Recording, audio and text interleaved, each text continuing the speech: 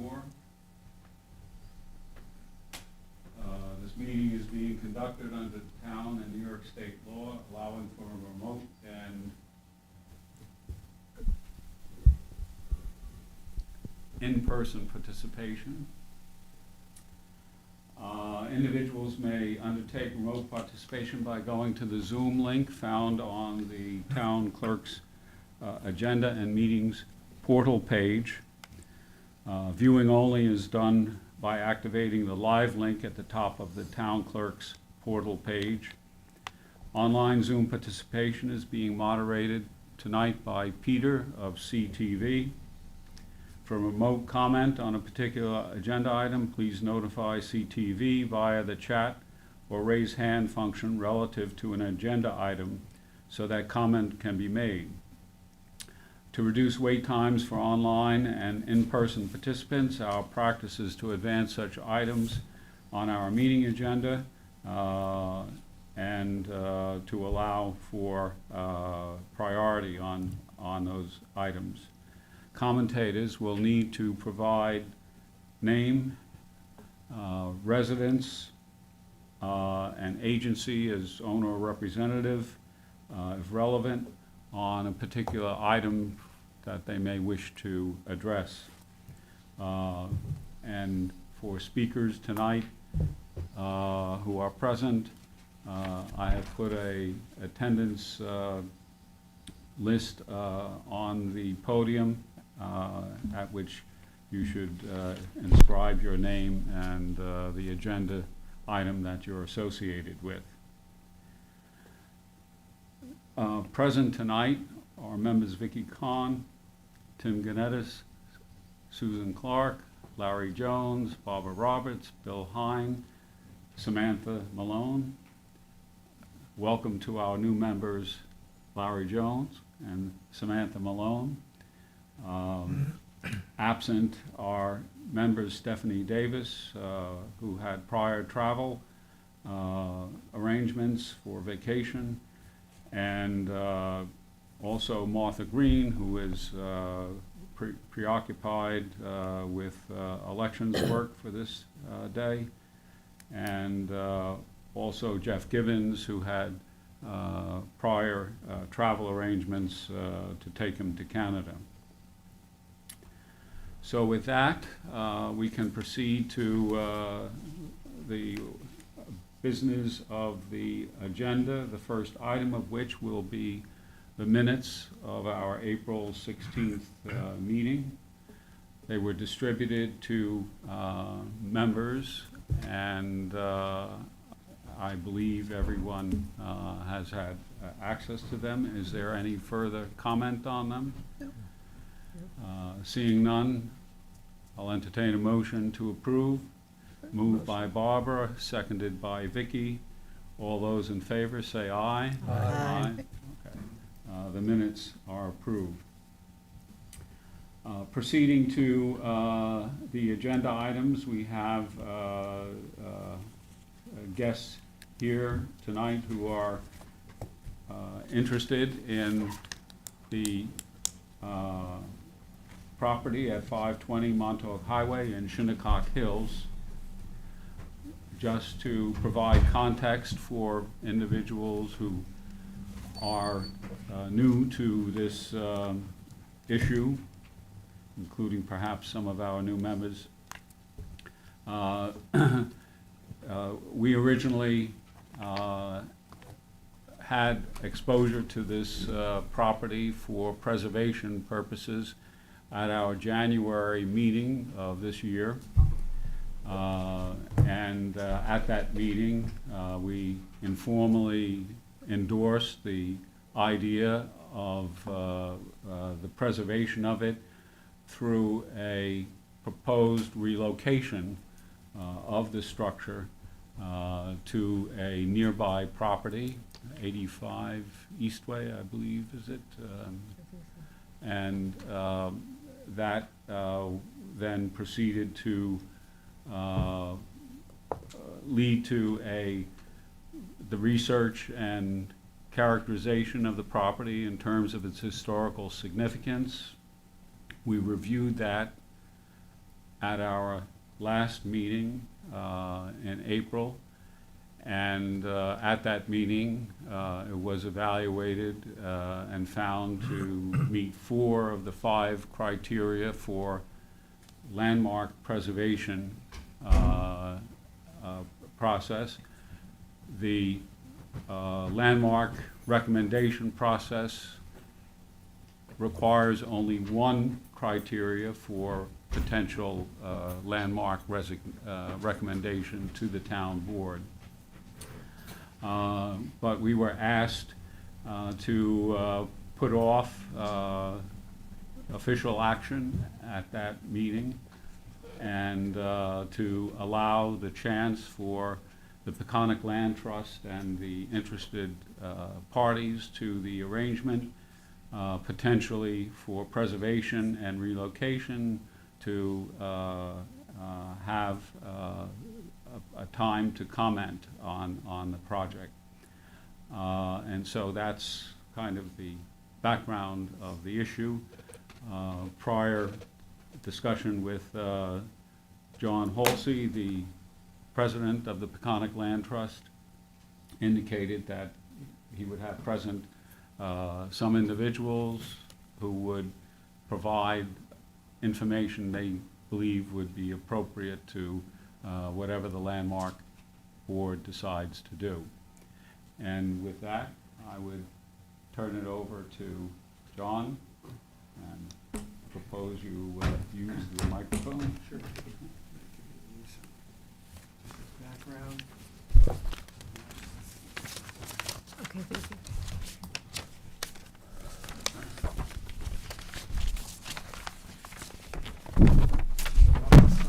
Sign this first, Ed.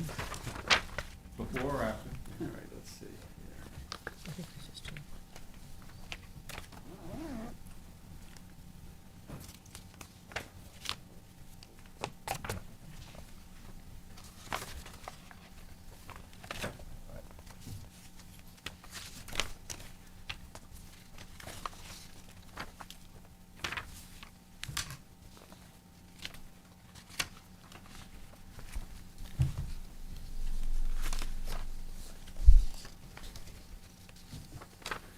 Good evening.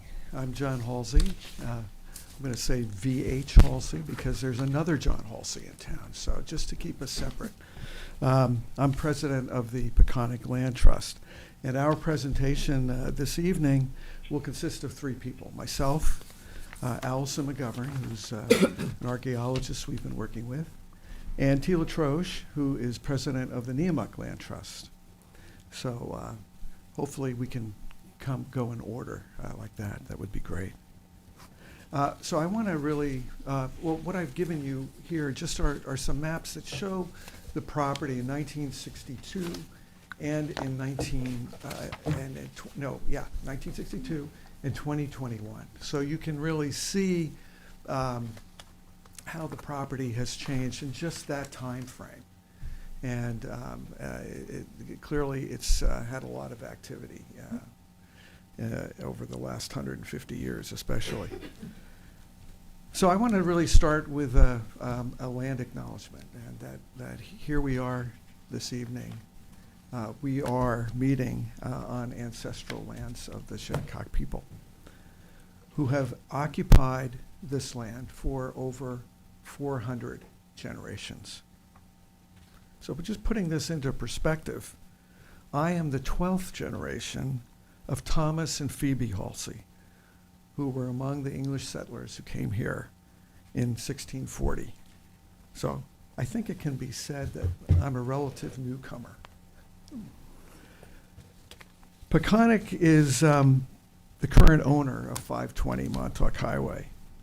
This too is ancestral land of the Shinnecock people, as is all of Shinnecock Hills. 520 Montauk Highway is also part of the Sugarloaf Hill Burial Ground Cultural Resource Protection Area and is considered to be the most sacred land to the Shinnecock people. And this is why the Peconic Land Trust purchased this land 2 years ago, to protect it for what it is, a burial ground, and to restore it to a maritime grassland environment. While we own the property, we co-manage it with the Neomuc Land Trust, an indigenous-led 501c3 conservation organization. And I hope the eventual owner of this property, as well as the summit of Sugarloaf, where there are documented burials dating 3,000 years. Neither Peconic nor Neomuc have any interest in this house, given its current location and the historical context that surrounds it. Peconic has applied for a demolition permit for the house to keep our options open. And we recognize that some people in the community would like to see the house preserved. In fact, the proposal to landmark the house did not come from Peconic, but rather neighbors interested in its relocation and restoration. Chairman Wisnowski recommends in his current report landmarking the house to, quote, facilitate its preservation through relocation. We therefore suggest that the landmarking of the house be conditioned upon its relocation, and that his recommendation be amended as such. Peconic and Neomuc do not oppose the relocation of the house in principle, but there is no current proposal that is acceptable to us. Going forward, we're open to negotiations, both Peconic and Neomuc. But that should include some input from the Atterbury Hills Landowners Association and the town. Should the house not be relocated, we want the right to demolish it. Again, since the property is already recognized as a burial ground in custom, law, and regulation, it should be respected for what it is, especially given its significance to the Shinnecock people. So my hope is that this will turn into a longer conversation, not only about this property, but also how the town recognizes the value of the cultural resources that predate the arrival of my ancestors. There's lots to talk about, but not tonight. That's a longer conversation. So with that, I would like to suggest that the chair recognize Allison McGovern, the archaeologist with whom we've been working.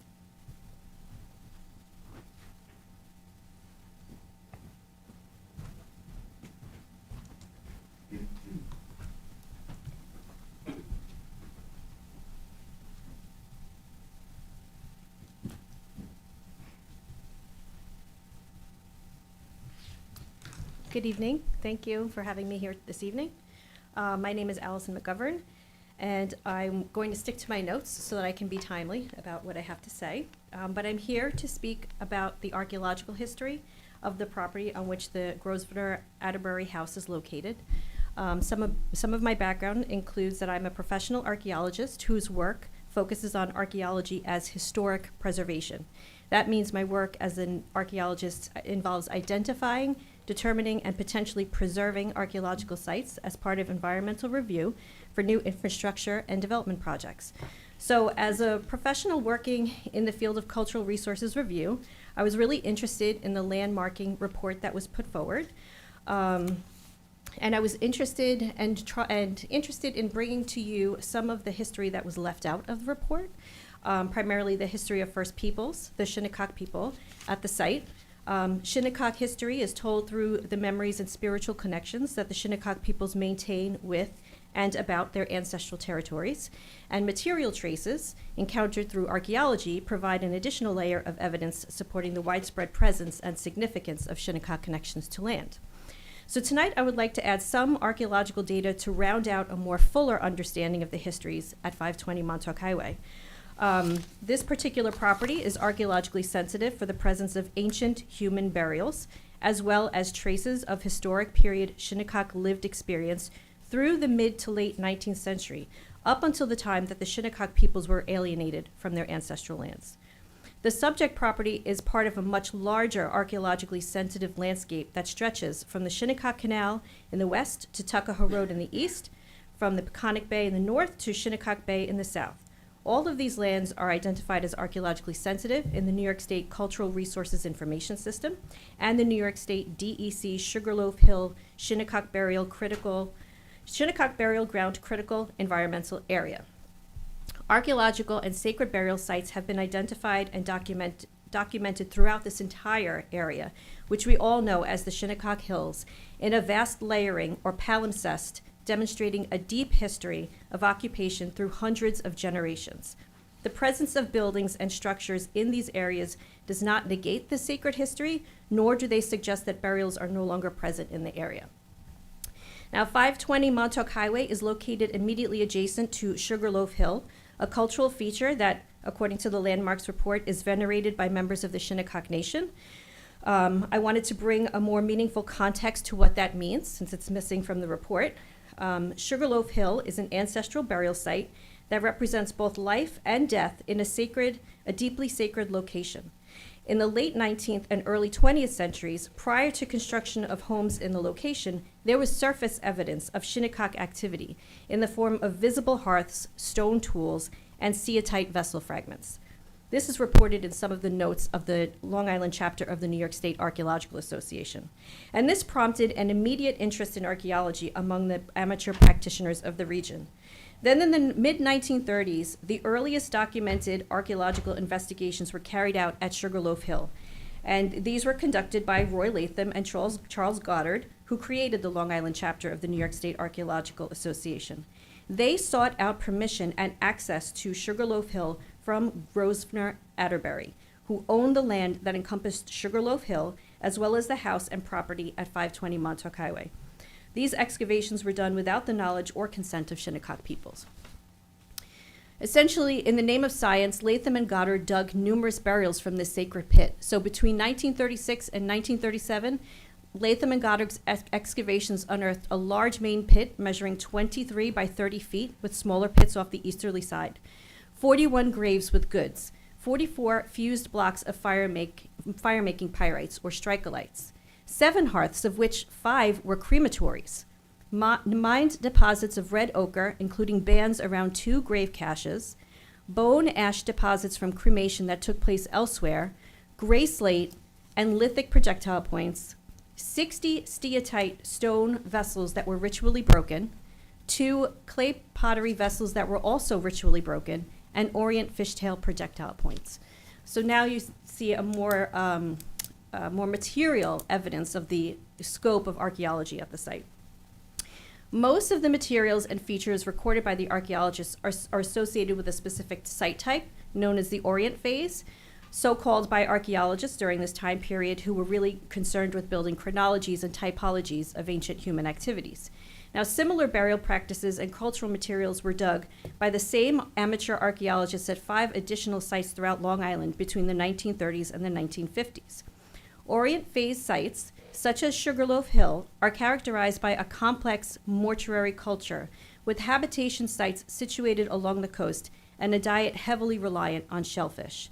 When New York State archaeologist William Ritchie returned to the Sugarloaf Hill site and other Orient phase sites in the 1950s, he further refined the chronologies through radiocarbon dating at several of the sites, thus associating the Orient phase with a roughly 300-year period between 1043 BC and 763 BC. He noted that this period correlated with a cooling of the climate and a drop in sea level, also suggesting that habitation sites that might have been situated near the coastline would now be inundated by sea level. So it's important to note, however, that the Shinnecock use and meaning of Sugarloaf Hill is not restricted to this period of 1043 to 763 BC. The presence of clay pottery, which was developed at a later period, as well as the secondary burial of mortuary deposits, indicates that Sugarloaf Hill was in continual use by Shinnecock people into the colonial period and used as a burial site of great importance. Furthermore, the boundaries of Shinnecock's sacred land are not constrained within contemporary property boundaries. In fact, archaeological and sacred burial sites have been and continue to be identified throughout the Shinnecock Hills, thus demonstrating a vast area of significance and cultural activity for the Shinnecock peoples. So this is the significance that the Peconic Land Trust, the Neomuc Land Trust, and I associate with 520 Montauk Highway. It is a sacred site, a site representing life and death, a site that commemorates Shinnecock ancestors and perseverance, and a site that through reclamation commemorates the present and the future for Shinnecock peoples and their neighbors. And so in looking through the criteria by which the house meets landmark designation by this board, it was a reminder to me of some of the histories of colonialism that obscure the sacred meaning of the site. So when thinking about criterion A, which highlights the creation of the Artist Village and supporting cultural institutions, many of these institutions were built through the alienation of Shinnecock people from their lands. With criterion B, we're identifying significant individuals in the history of town of Southampton, and many of these individuals, Osgood Welsh, Charles Atterbury, and Grosvenor Atterbury, are complicit in the alienation and destruction of burial sites throughout this period. And finally, criterion C and criterion D, identifying an architectural type and the design or engineer and construction of that type. This is also a reminder of the transformation of Southampton due to an influx of wealth and elite status for the few who transformed the area into a playground for the rich at the expense of Shinnecock people and their lifeways. So again, landmarking the house is a way of commemorating a colonial history that caused violence and trauma to the Shinnecock people and destruction of sacred landscapes. Thank you. And before you go, Questions? is there anyone who would like to offer any questions to Allison?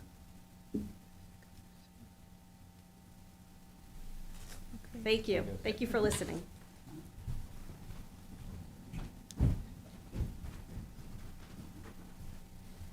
Good evening. My name is Tila Troge. I am the president of the Neomuc Land Trust. We're an indigenous-led land trust. We have been working with the Peconic Land Trust for a number of years now. A recent acquisition was directly adjacent to this parcel, of which a home was built in 1990. 1990 is a very significant year for Native American people because after decades of advocacy, we were able to pass a law that protected burial sites, remains that were collected by institutions for many years, put on display, studied, used for medical experiments, etc. It's the Native American Graves Protection Act that was passed in 1990, the same year that Southampton issued a building permit for a house on our most sacred burial. We realized that that house is a bit more modern than the one that we're talking about, but we decided collectively that the most appropriate thing to do in that instance was to demolish the house, something that we successfully did. And we subsequently acquired this adjacent parcel, which similarly has a structure on it, a rather very large structure. And we have reviewed the report, and while there is some slight acknowledgement of the illegal theft of the land that occurred, we feel that there are significant gaps in the history that was presented. Specifically, I'll start with the Welsh family. It talks about and glorifies the report that you have, the wealth of the Welsh family and how they obtained that wealth through the sugar trade. It's really, I think important to acknowledge here in Southampton that there is a history of finding Shinnecock people who, of course, had no resources because all of our land was stolen from us. Our fetuses, I'm pregnant right now, so I read the Southampton history books. And by 1644, Southampton town was enslaving Shinnecock fetuses who were in their mother's wombs and indenturing them for their entire young adulthoods until they were 21 years of age, at which time they were then, fined, brought into court. When they couldn't pay those fines, they were sold into the sugar slave plantations out in the Caribbean. So this wealth that we're glorifying when we talk about how magnificent it was that the Welsh family was so wealthy and could build such a beautiful house, it really is at the expense of people who were here since last ice age, almost 13,000 years ago. Next, the report glorifies Samuel Parrish, Samuel Parrish was the attorney for the Long Island Railroad. He was also associated with the Shinnecock Hills Golf Course, which is also a well-known documented cemetery that was desecrated in the interests of the wealthy people who wanted to play golf on our ancestral burial grounds. Samuel Parrish was the attorney for the Long Island Railroad who orchestrated the theft of the Shinnecock Hills, the 4,200 acres that were illegally stolen in violation of federal law from the Shinnecock Nation in 1859, of which Sugarloaf Hill is the defining landmark. We have a map. It was a 1797 survey. It was required by New York State that the town of Southampton do a survey, and there you can see this landmark because, believe it or not, before there was human structures, humans for many millennia used geological features as landmarks. And so you see here one of the most significant landmarks in this area is Sugarloaf Hill, which was a burial ground. We have subsequent maps showing that Samuel Parrish ended up building his home on that exact parcel, but the report talks about the contribution of the Parish Art Museum as being a reason why we should landmark this house. What is not included in that report is that the Parish Art Museum was started with $2,000 that Samuel Parrish got as the lead attorney for the Long Island Railroad, orchestrating the entire theft of the Shinnecock Hills. His profit when he sold those hills, once he got fraudulent ownership of them, was $2,000. Those $2,000 is what he used to start the Parish Art Museum. Now, we've been meeting with the Parish Art Museum. The board of directors are aware of this history. It's something that they're reckoning with. They have a land acknowledgement.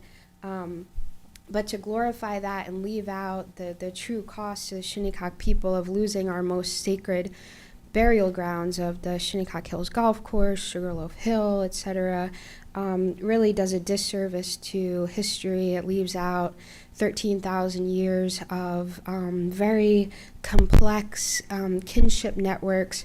We believe that Sugarloaf Hill is a portal to the other world, and so this is a crematory site.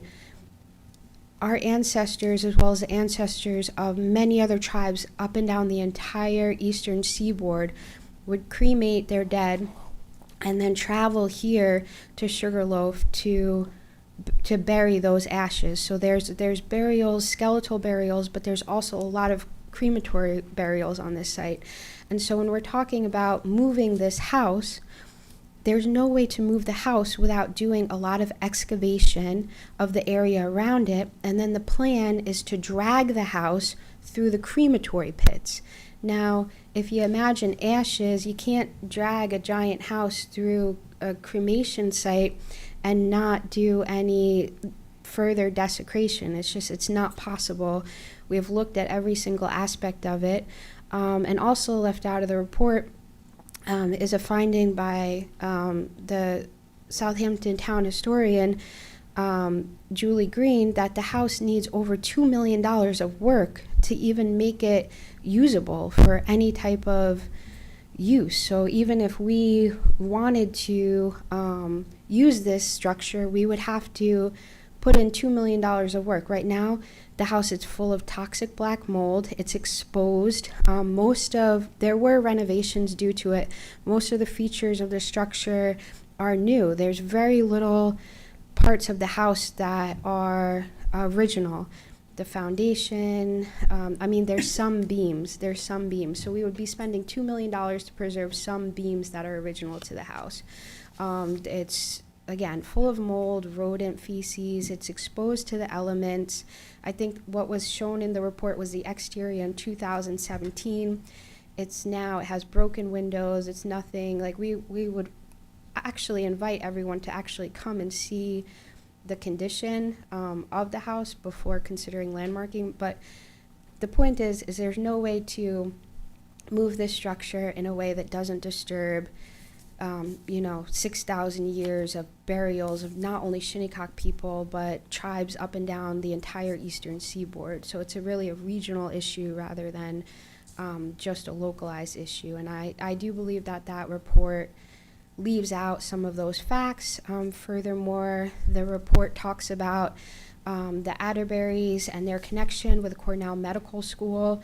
Recently, earlier this year, that NAGPRA law that I was talking about was revised and new regulations were released. You may have heard some institutions in New York City had closed down their exhibits, and there was a repatriation of almost 12,000 remains due to this revision of the law earlier this year.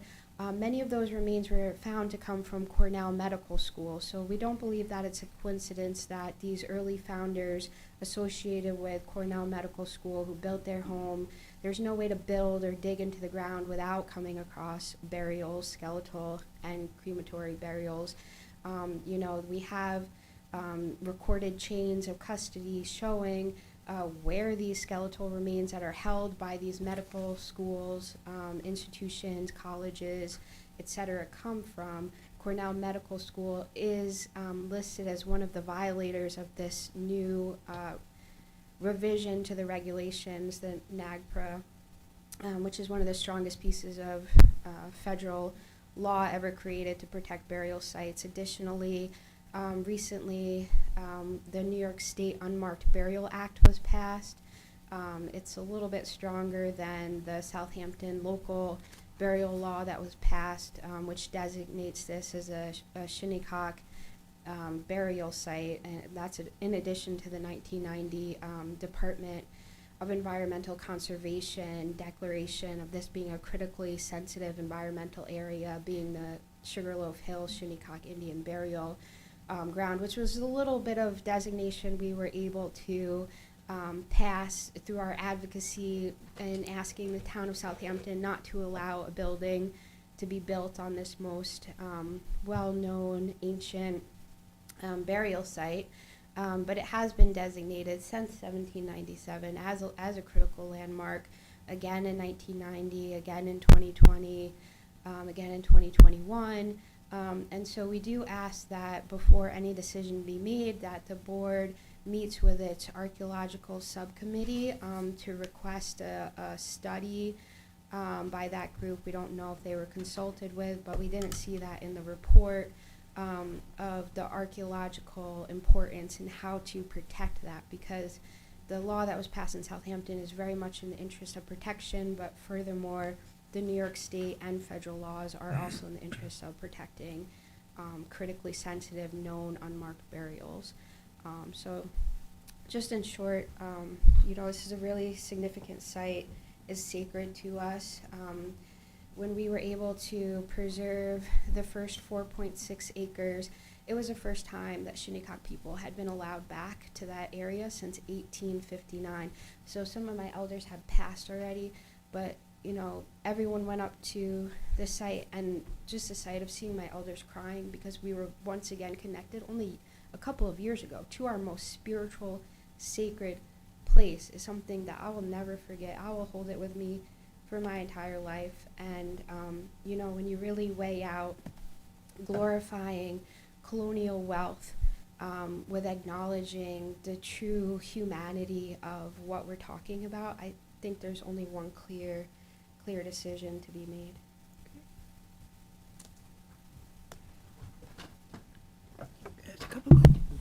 Anyone have any? Yeah. First off, I want to thank you immensely for adding to our understanding and sharing and pushing us forward on that. I have two questions. What is your relationship with the Peconic Land Trust, and who it does own this land? And also, what is the intent? What is going to happen to this land now? So the Peconic Land Trust is the owner. We don't have any formal relationship besides for the fact that John Halsey is lending his expertise in 40 years of, running a land trust and to extending that to us as Indigenous people. So for the first 4.6 acres that we acquired and demolished the house on, the intent is to then repatriate that back to our Indigenous-led land trust. And similarly for this parcel, the intent is ultimately for the ownership to come to our land trust, the Neomuc Land Trust, which is a 501c3 registered land trust. And then I assume it would just be left pristine, or is Yeah, that the so intent? we are working to completely restore it to a maritime grassland. You know, we want to, there's a lot of invasive species, there's a lot of Chinese silvergrass, a lot of things that we don't really want there. So we're trying to remove all of those invasives and then replant as many different grass species as we can, which we feel would have a larger benefit to, I mean, the public in general. The Shinnecock Hills Maritime Grasslands is the rarest grassland in New York State, and also the second largest area, even though it's not much now because of the overdevelopment that's been happening since 1970. We think it is vitally important to restore that ecosystem and bring back a lot of the biodiversity that was lost. Could I direct it, John? Is that consistent with the intent of the Peconic Land Trust? Yeah, very much so.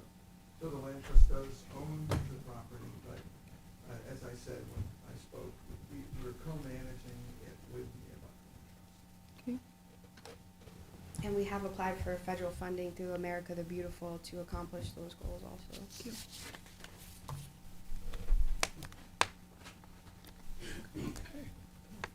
There's nothing Thank you. else?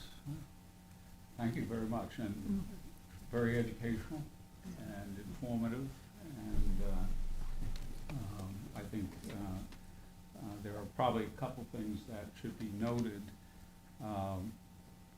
One of which is we are only a recommending body for respect, with respect to the landmark,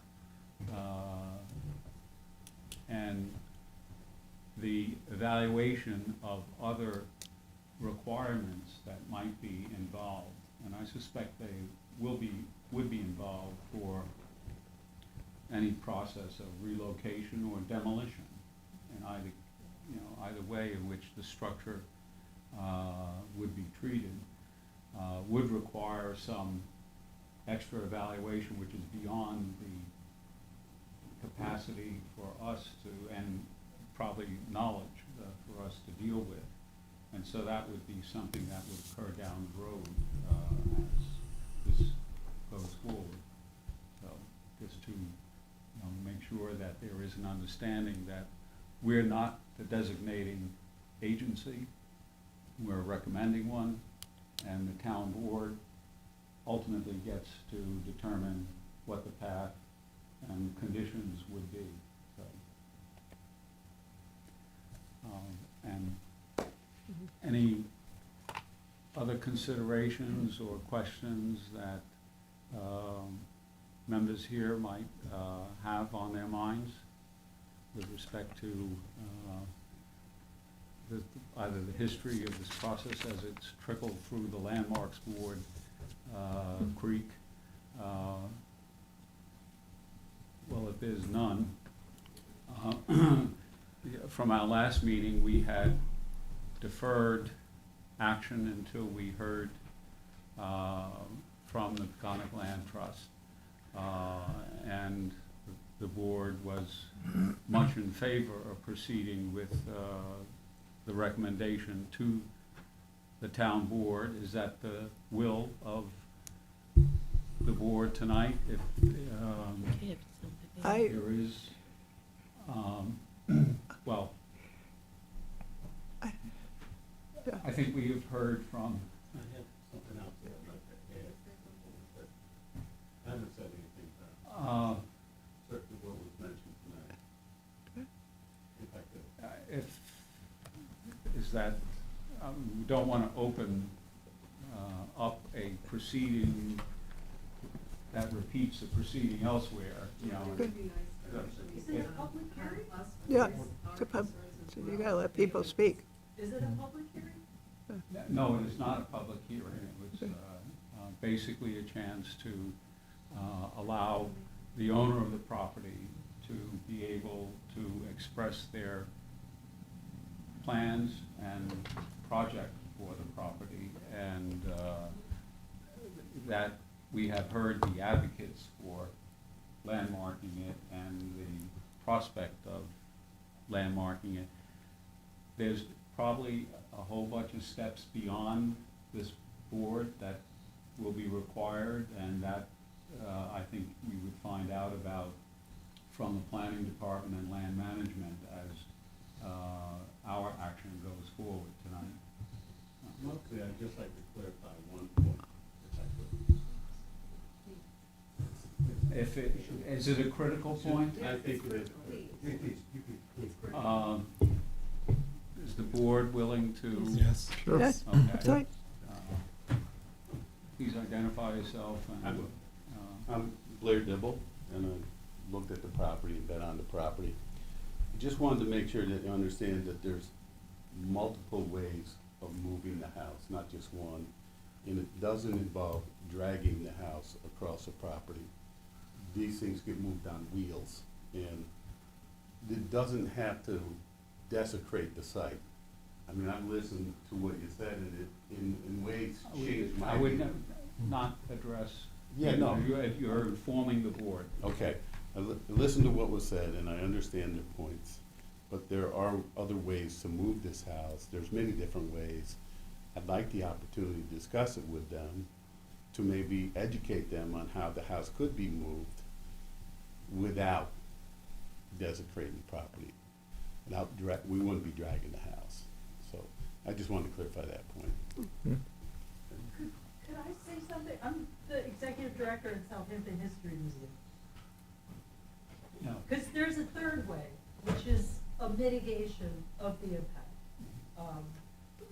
Please be informed, everyone, that we're not in the ability, we don't have the ability to evaluate paths, processes, technology associated with Yeah. the movement of the house. If you can only hear on one side. Our, I think you have a lot of power Please as a wait. certified local Please. government. listen, our sole job is to find out whether it meets a criteria that would allow it to be designated as a landmark by the town board. We've already made those findings. The question is, we don't have the ability to handle all the rest of the process that people, or the outcome that people want. So that's our job tonight, is to solely look at that. I would also like to say that you used to have an advisory board that my predecessor, Tom Edmonds, was on. And I'm happy to be part of that advisory board if, you know, you need consultation from folks, you know, who can speak to things, so, you know, you could be a little more holistic before you get this far down the road. I'm happy to offer my services on the advisory board. Well, we'll keep it in mind Well, with and respect to it, but this Also, is the really museum, not, so we're please, at please, Sam Parrish's please be house. quiet. you let her speak? We're at Samuel Please, Parrish's house in the quiet, village, and please. we're actually doing a project very close to the spirit of this. This has got nothing to do with what our job is, and it's, perhaps you don't understand that. No, I do very much, and I think there's a third way. We're not interested in looking at different Okay, paths, so because if and when you are, I'm happy to help, that's all I'm saying. So we're not interested Please, in looking okay, at different paths? I'm sorry, We're just interested we're in the in process of one conducting path? our business here, and we want to make sure we get it done. We have quite a long But agenda. can I ask, what is the items objective? here. I mean, is it up for debate or not up for debate? We are here to consider what we are going to do in light of our last And meeting. so you heard one side of advice or We Can you have- please tell ideas. your Is there audience any that this is other not way? a one-sided thing, that we're That's- here so then because you of should listen to the the other side. craziness that went on at your last meeting where you listened to all your glorified history and you fucking massacred our history. Goodbye. That's the notion of the money. I just want to say, I think there's a way to consider the Shinnecock cultural history as a part of the story here that you could balance with the later history. I think there's ways forward to make this work. And I would encourage you to consult with the State Historic Preservation Office. Please be aware that the town board has to have a public hearing on this Yes, matter. but this board That's as a where- certified local that's government where- would reach out to more that's where resources to help the- guide you. That's where the information that you can provide is appropriate.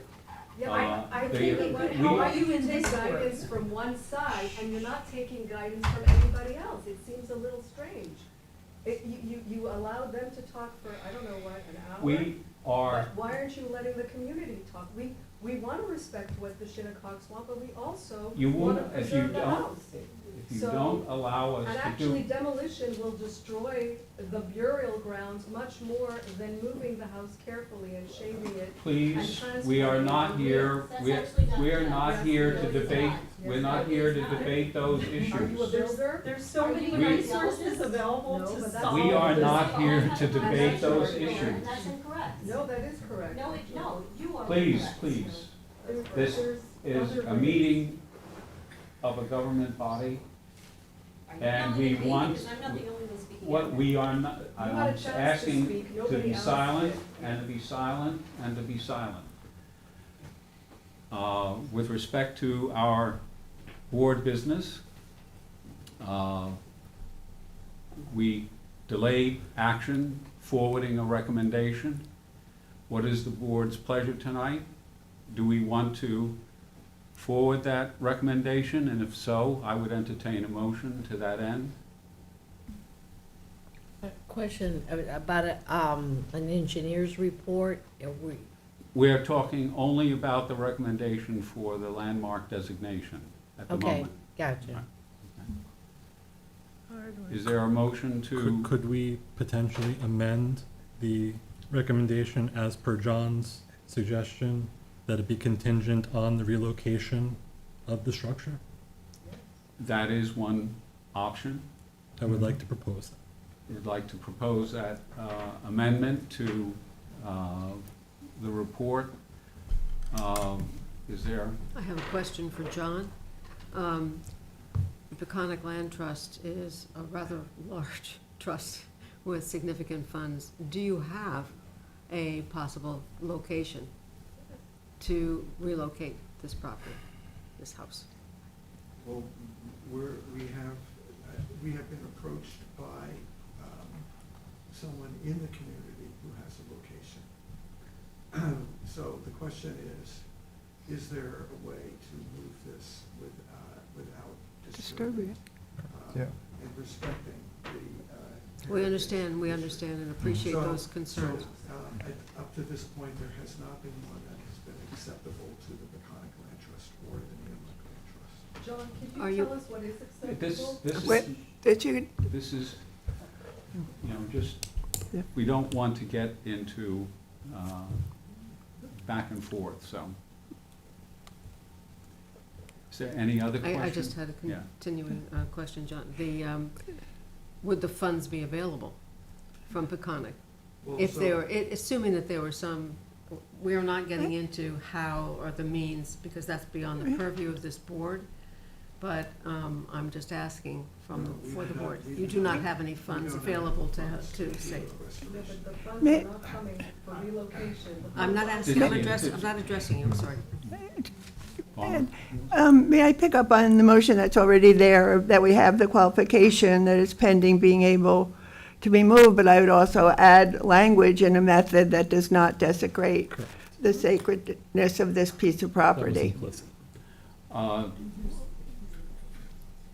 Not to make a big issue of it, but Find cultural, some evaluation Yeah, the of community the, stakeholders feel that. of the impact of the movement Could we Yeah. please have quiet so we can hear? would be required, Yeah, but that's not in our domain, right? right? So I believe the town of Southampton's code requires such an evaluation, and action would flow after that when such a report would be done.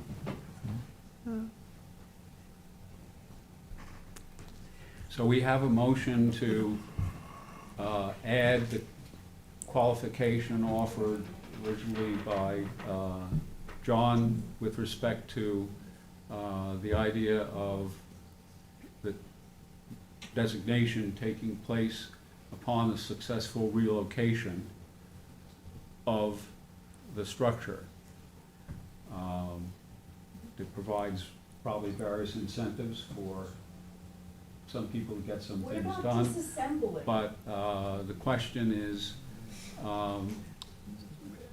that something that is favorable in the eyes of individuals? Yeah, that's yes. favorable. So if there's no objection to that amendment to the recommendation, we'll consider that as part of a motion before the board. We need an official motion for that effect. So, I so move. okay, so, and as amended, we would forward the recommendation with the contingency that it be designated upon successful relocation. Any further discussion of it? Nope. No. Okay. Hearing none? All in favor, say aye. Aye. Opposed? And we have Martha, you're online. Are you for it? Yes, please. Okay, thank you. And absent is Stephanie and Jeff Gibbons. So the other part of this is the issue raised by Susan, the absence of, for the demolition application, an engineering report on the structural integrity. One of the questions, we had some reference to it in some of the presentation. But absent of that, we should consider the application incomplete. Do I hear a motion to that effect? Motion. Motion by Vicky, seconded by Bill. Any further discussion of it? Hearing none. All in favor of deeming the application incomplete, say aye. Aye. Aye, and Martha is included. Absent is Stephanie and Jeff Gibbons. So with that, I think hopefully there's nothing more to be said tonight Well, there is, you didn't on talk. 520 Montauk Highway. And we have at least a dozen more applications to sort through tonight. So thank you for the informative presentation.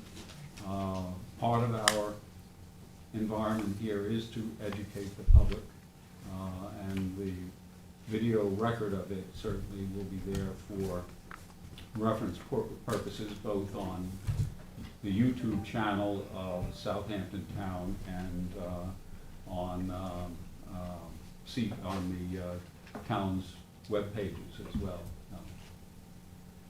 And just to point out that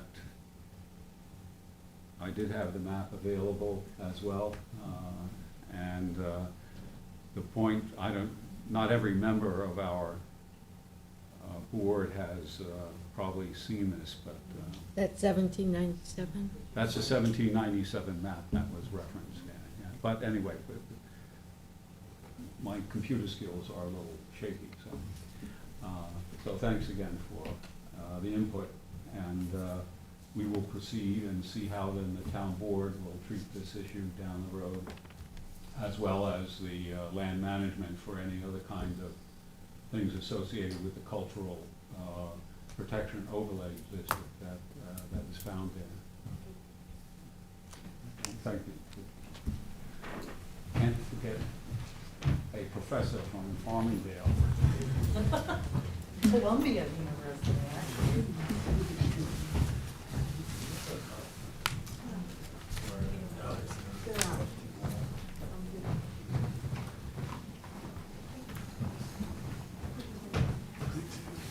Thank you, John.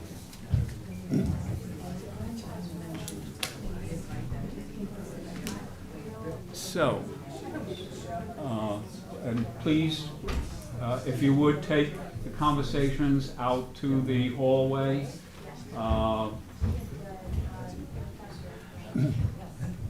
The next item on our agenda is another controversial one, 12 Red Creek Road, Hampton Bays. I sent you all along, I presume you've all seen a report that I sent along to you, so. Yes.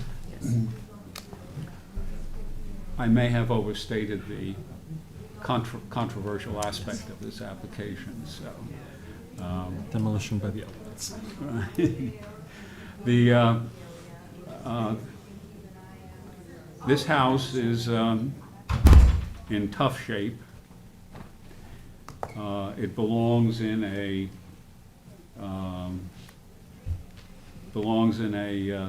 neighborhood called, or used to be called, Squiretown. And the property has been abandoned. I'll see if I can get the pictures up on this.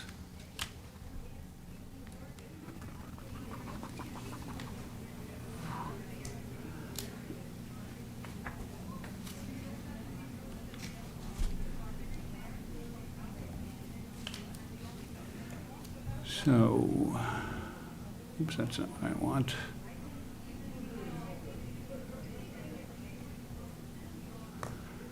Okay. So this house purportedly was Ellis Squires Jr. And when I went there Sunday to look at it, it obviously had been partially dismantled in some fashion along the way because the siding had been ripped off. You can also see here that there are holes in the side of the house. The nature of the origin, I don't know whether they are by virtue of birds or animals finding their way through the shingle of the house. And there's more of the holes that you can find in the side of the house. If you look around, it has an old stone foundation around the house. This is obviously a rear later addition to its original build date, which I think the assessor had as 1825 or so. The property is in fairly derelict condition. This is the rear of the house. As you can see, windows and are relatively new. Let's see, I took up here on the rear of what is probably the original volume, you can see there are pointed arch windows. It does not suggest to me an 1825 operation. Probably the shed dormers were put on 1900 or so, maybe, on the house. There's no evidence of any newspaper accounts of this house. Here you can see also another dismantling of a north-facing facade of the house, and you can see some of the older structural character of the house. So what are we looking at? There's that timber framing that's where the shingles have been removed? Not directly from the framing. There's lath on the framing to which then the shingles had been nailed. The shingles looked like they were not particularly too long ago. They were fairly tight on it, but somebody had just stripped the side Mhm. as if they were looking at the framing of the house for some evaluation purposes. Do you know how long it's been since it's been occupied? Well, the last ownership transition was 2012, but you couldn't tell. Well, there are interesting pieces here. There's some, looks like fresh wiring, you know, for cable and other services to be found around it. The doors to the cellar looks like a fairly unpainted, you know, fairly new piece. And maybe this house was in the process of being remodeled by somebody. Is the lack of siding at like the 4 foot or below level like consistent around the house or just in certain spots? Almost consistently around. It If almost I- looks like there could have been some flood damage and they were preparing to lift it and then abandoned the idea. Well, the flood, it didn't look like a property that would have that kind of flood option Okay, to it. okay. This is the front of the house, where you can see they removed the bottom layer of shingles in order to, whatever they wanted to find out, rather neatly saw it off in order to expose the. Usually what house movers would do to The prepare a reason I structure. asked, I was just wondering when Yeah. the majority of the Yeah. neglect may have occurred, if it was the current ownership, previous ownership. Do you have any, Yeah, this is the front dormer with, again, pointed. I think, because pointed based arch on your window. report from the Hampton-based profile, Henry Moeller had written enthusiastically about, you know, About its going into the relationship attic and to the looking at Ellis the Squire rafters. Senior Yeah, House. Yeah. sitting not that far away, and what he observed. I mean, this surround of the door looks original. Yeah, that looks early with that corner block up at the top. Yeah. But of course, it's only on one side of the door. Yeah. And again, the shed dormer windows up there. So basically, that's the picture for this house. The application says that I believe it's in contract to be sold, provided it is demolished.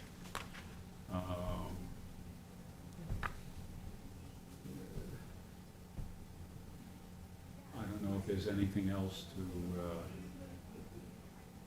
I'd recommend reuse of the timber frame if possible. pardon? I'd recommend reuse of the timber frame, salvaging Okay. of any that's, historic material that's uncovered as they continue to peel away layers. Or selective demolition would be preferred rather than heavy equipment.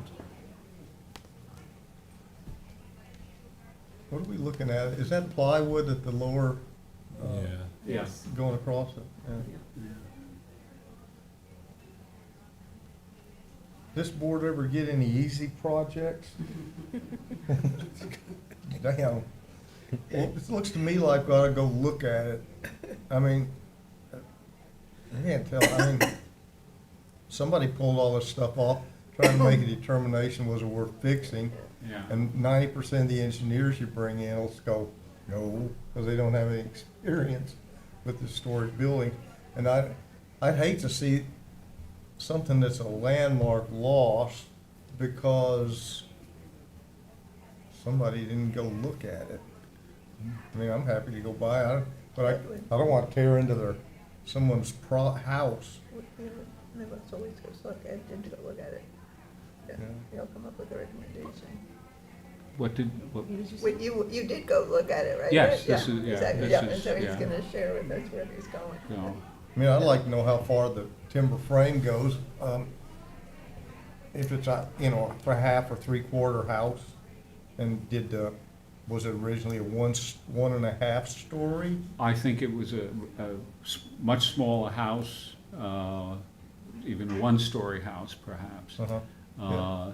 Because the father's house, which is a town landmark, the Yeah. Ellis Squire's house around the corner, that one was originally a one-story house, and they put a second story on it, and other additions later on. And so I wouldn't be surprised that the son, one of many sons that populated Squiretown, that the same building pattern was followed for him and this house. You know, it looks like it's been somewhat remodeled in the 20th century, given, you know, looking at the roof and the windows and the window placements. But did it look to you like the second level where, because there was some siding pulled off, that was timber frame as well, the timber frame stud, upper plates, things like that? I mean, does it look like the whole, see right there, that looks to me like that's timber frame on the second level. Yeah. Mhm. And I don't know, I just been working on a Halsey house that has exactly the same kind of condition, and had a second level added to it, and real pain to do that, but apparently a lot of people, that was a common thing to do, you know? And there's gotta be a way to get to the bottom of this, because I hate to see these kind of buildings lost, because they're gonna, either someone's gonna let them fall down, or, and it's gonna take a pretty energetic person to tackle a project like this. And as far as repairing it, it's repairable. I mean, everything's fixable, but, you know, a lot of that stuff's junk. That shed dormer's not worth the hoot that's on it. And a lot of those windows, see the way that one's cut into the, Yeah. into the rake, it, you know, that's not original.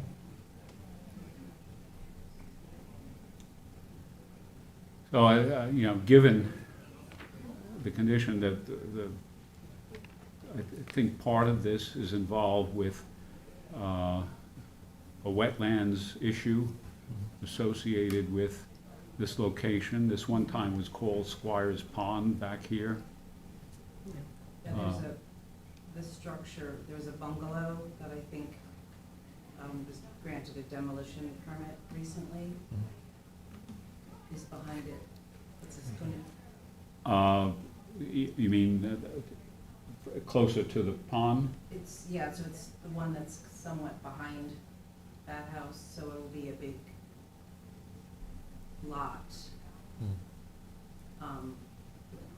With, you know, CPF reserve land behind it to the pond. Yeah, the other thing is CPF's fingerprints are located all over this area with respect to ownership. And I know it's one of the things, you know, that they call for removal of this, of the foundation, filling in with sand for this location. So I don't know what the ultimate plans are by the anonymous buyer, but you know, the question is, for us, is whether or not basically we object to the demolition or not. You know, my look at the building, it looked to me like it was something that could not be restored or kept in any fashion, given everything that seemed to be present. And in fact, its original integrity wasn't as great as Did you have any of the interior pictures from the application, or are they easy enough? There's nothing that you can get from the application, I don't think. Let's see here.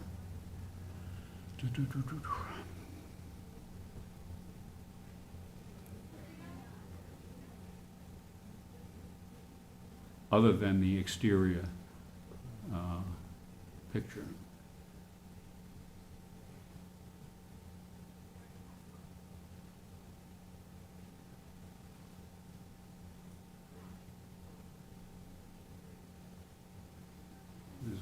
people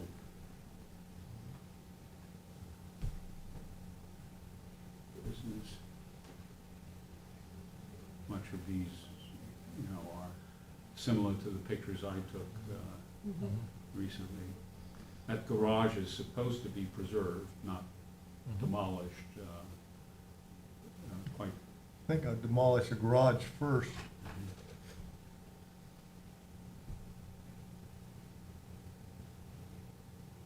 I don't know how you save these unless you could interest someone in something historic about it, or that it has a fairly intact timber frame that's early. I don't know how you build a case for keeping these things. Well, this property clearly has been neglected for a long period of time. Even looking around the space of the property, the amount of tree material fallen was quite extensive. And there were trees leaning, well, this has the picture of the tree, some of the tree leaning against the house. There was a lot more when I was there. So there's no interior pictures, Susan, with respect to. I didn't remember, but I seen them, but then I thought maybe I just didn't take them.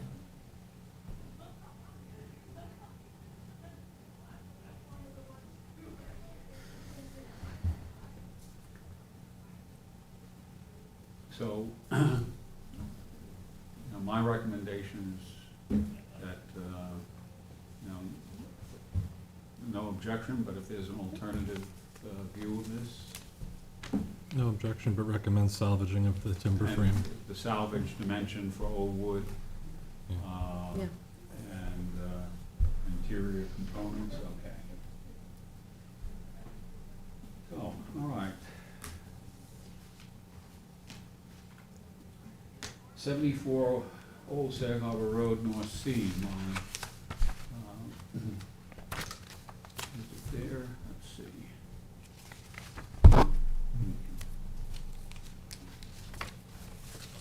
did pay a visit there. It's, doesn't seem to be a very distinguished house.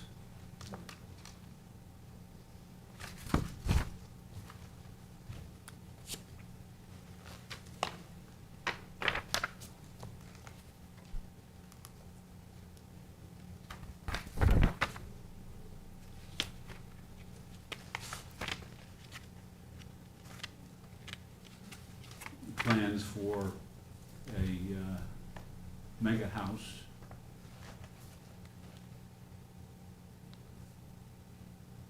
On the property were part of the application.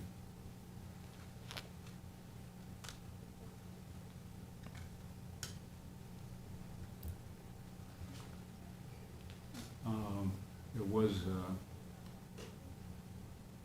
looks like they had started to, demolishing or dismantling portions of the house previously. There are two houses on the property. Let's see if I can, they don't have anything more than that, I think.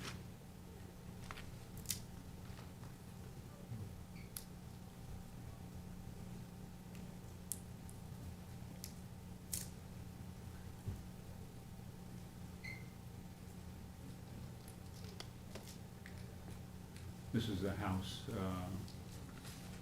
that is 74A.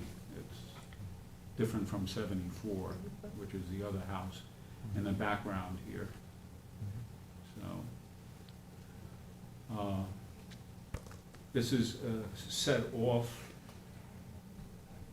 so it's not visible from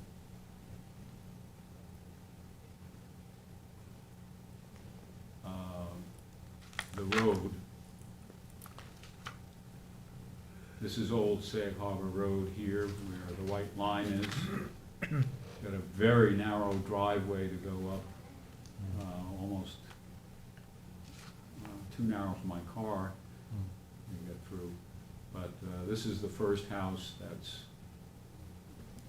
to be demolished, and this is the second one. I didn't get a chance to be able to check the 1938 aerials. I imagine that the 1935 date is accurate for it. But myself, I have no,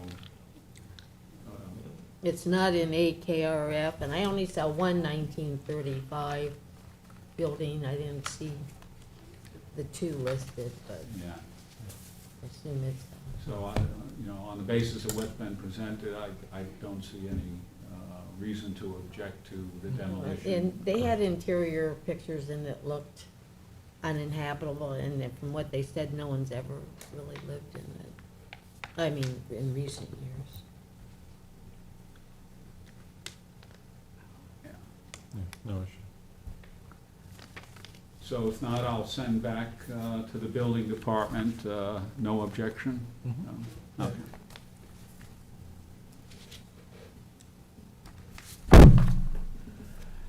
"119 Edgemere Drive. This is North Sea. It's to demolish a garage right here.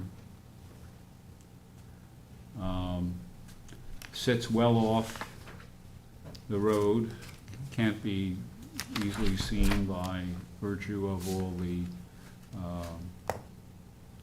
trees that are in front of it. I'm not sure about the date of the garage, but obviously it's not too far earlier than 1940, which is our cutoff date. If I can maybe get an oblique image here for a look.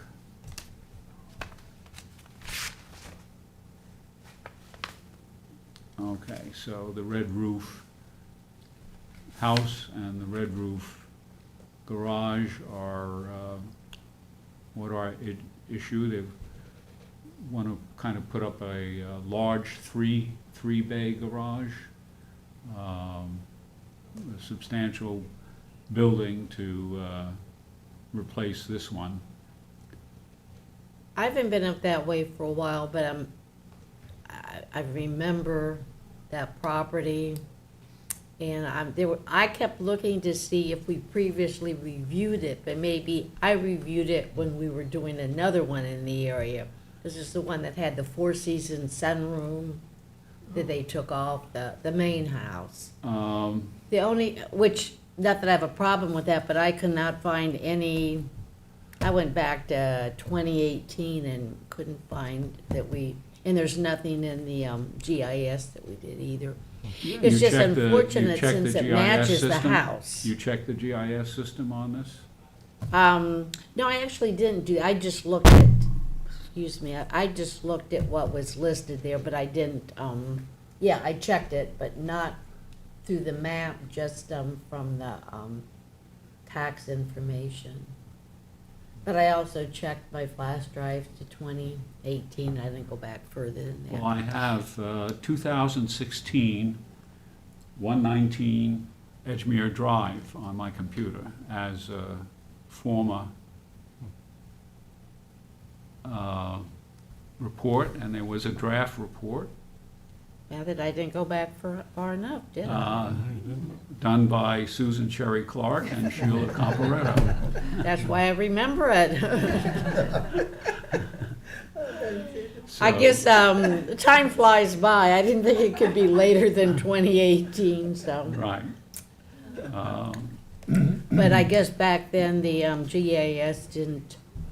They actually weren't record. uploading the records of the So landmarks they, yeah, for- they took the sun porch, the four-season sunroom off, but nobody was too concerned because it wasn't Right. original, obviously, to the house. Ah, there we are. No wonder it looks. It's a shame that you have to lose that garage because it matches the house, but if you have to, they seem to be preserving the main structure, and I think from that one photo, it looked like it was sagging. in the center. And it probably was just been used for storage. It may have been habitable, but it may have just been used for storage. There are precedents for three-bay carriage houses and things for Yeah, right, large so, houses, so it's not, And you it's were, not ridiculous. on these images you had for your 2016 report, you were a virtuoso, because you went to the Southampton town for one image. You took apparently your own image, 2016. You got 2014 Bing aerial maps of the house, so quite a show. good for me. No wonder, I think that's when Sheila was covering North Sea and Yes, we yeah, went and together you were on that, helping so. out on that, yeah. So, good memory, and that's one of your great values to this board, is your memory. So is there any problem with the demolition of the garage? Recommend there be no objection? Is that suitable? Okay, everybody's good. All right. Okay, 61 Summit Boulevard was reviewed for Larry and Samantha's information. We have a procedure when the stuff gets put before us that any member of the board might look at it and suggest that it is not significant for a number of reasons. One, the building is out of, quote, our kind of jurisdiction because the date that was used to refer it doesn't apply, or it doesn't have any historic significance anymore, perhaps because it's been remodeled. We've had things referred to us that have been remodeled so much that they don't carry really a reliable original build date from the assessor, which is the triggering requirement, or the triggering standard for determining whether it get referred to us by the building department. So we have this pre-screening process where somebody can suggest that it's really a waste of time to have somebody research and do a review on it. It's And- under rules of procedure, so it's Yeah, and actually formalized. basically that- it requires at least 2 people of the board to be in agreement. Usually we try to get 3, and it's called to the attention of maybe Stephanie as vice chair or myself as chair to suggest that this is not really, significant anymore for review. And then we just send back a response to the building department that we don't want to do a full review. They can go and issue the appropriate permits for whatever action that has been applied for. So just to be aware of that novelty. There are a lot of other little procedures along the way to also become aware of. The same thing, and Bill, was that your suggestion, do you remember, and Stephanie's suggestion? Yeah. And I forget what the reason was, but we'll get a chance to review some of this along the way as part of your learning curve. Straight up. Same thing with 40 Wood Trail Flanders. Tim, you suggested that this was something that we didn't need to review, and do you remember the reason for it? There were 2 that we passed on. One was on previous month's agenda, and this one, I don't know if this one was the fire damage one, or if this one was the one that had been remodeled into oblivion. I have, right here's your response, it's the last page. Okay. Yeah, they had done some, previous owner had done some remodeling work, and there wasn't any Any significant character to the It was- building anymore? It yeah. was blue and it Yeah. ended up Per- with beige. Periodically, we would get demolition applications for damaged buildings by fire or other things, and clearly they are not deserving of any kind of full attention of the board. So that has come up a couple times with Flanders structures. 96 Island Creek Road, and North Sea, and I think this one was that, again, it had been remodeled out of any character. It was previously reviewed and the demolition, the building permit expired. so Oh, they- right, so it's a They reissue. resubmitted That- it with okay, maybe a that's right, I couple recall, minor. yeah. Yeah, thank you for that detail. 40 Tanner's Neck, West Hampton also. Bill, do you have a recollection of why? It was purely interior renovations, there was nothing on the Nothing exterior? Our jurisdiction is really exterior evaluation of structures and not the interior, but sometimes we get a chance to say something now and then when pictures come to us in an application. Which brings us to one of substance, 57 Alden Lane, and Stephanie and Bill did a report on that. And we'll try to get that up here.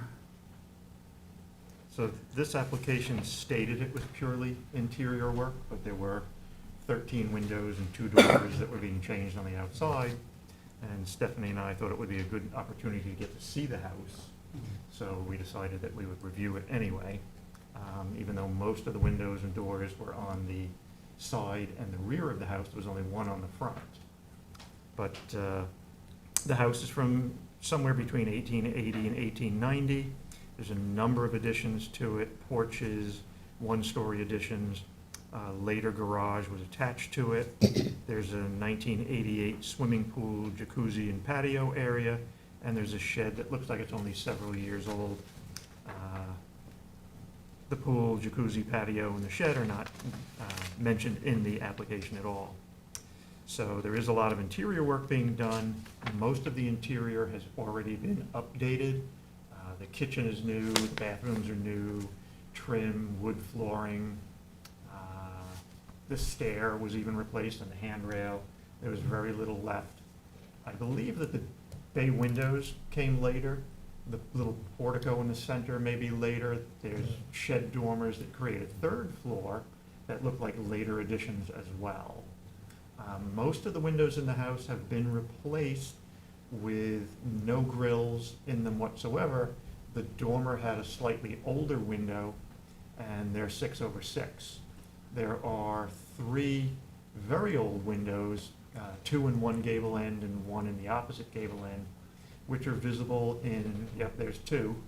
And you can see one of those in a room upstairs, and the other is in the back of a closet that is now completely occupied by ductwork. So you can't see out that window at all. But all of the siding appears to be fairly new. Most of the windows and doors, the trim.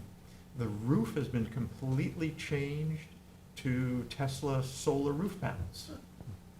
So definitely nothing historic there. It was difficult because the 3rd floor is finished. It was really difficult to see any of the framing that was up in there. And there was a hatch in the deck. There was about a foot of space under the deck, and then you'd have to travel a couple of feet to get to a little opening in the brick foundation to try and get into the crawl space. And I hope you did that. I didn't do that. Oh, that was interesting. One of the fireplaces. Board member initiation. Yeah, so, yeah, I'll call you on the next one that comes up. This fireplace and the one beneath it no longer function because they cut the chimney off underneath the roof overhang.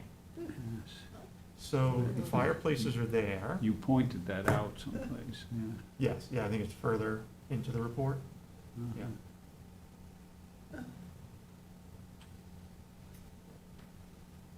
So the built-in showed some older soffit material sort of on the ceiling, coming down the stair landing.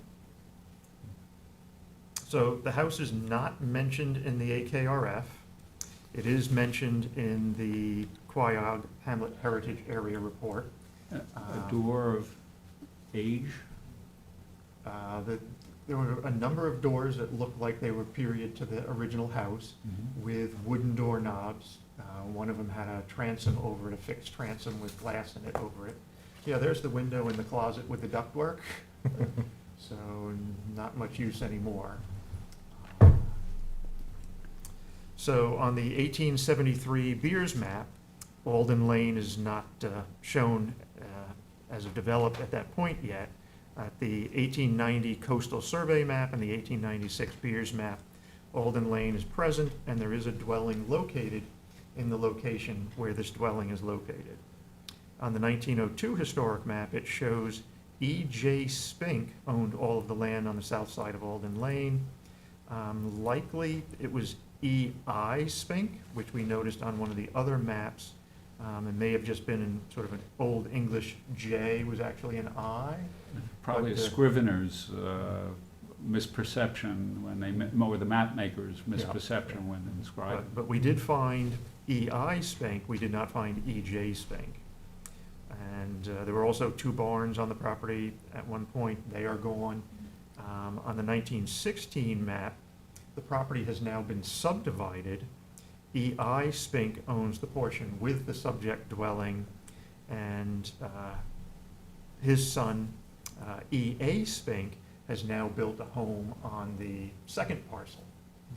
So the family continued to stay in the area. Just as a point, Kimball family, as well as the Niebruckers, were related either professionally or through marriage to each other. Okay, so Steph and I both felt that no reason to object to it. The windows and doors that are being replaced are mostly on the rear or the water side. They're not visible from Alden Lane. The interior work, of course, we had no objection to. The, just, going back a little bit, I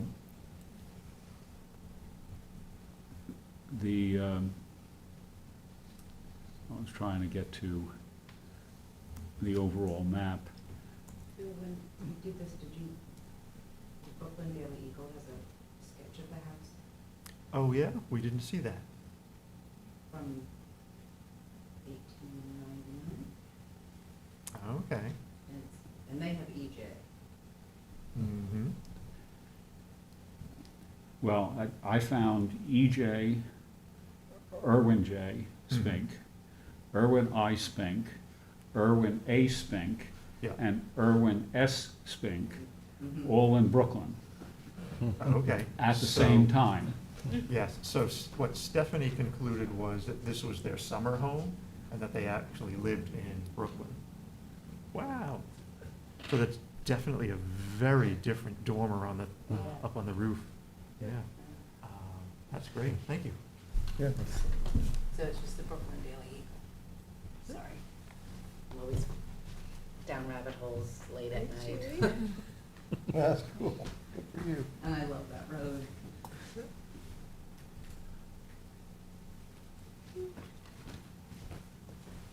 Sorry, before you get to a picture you're not supposed to see.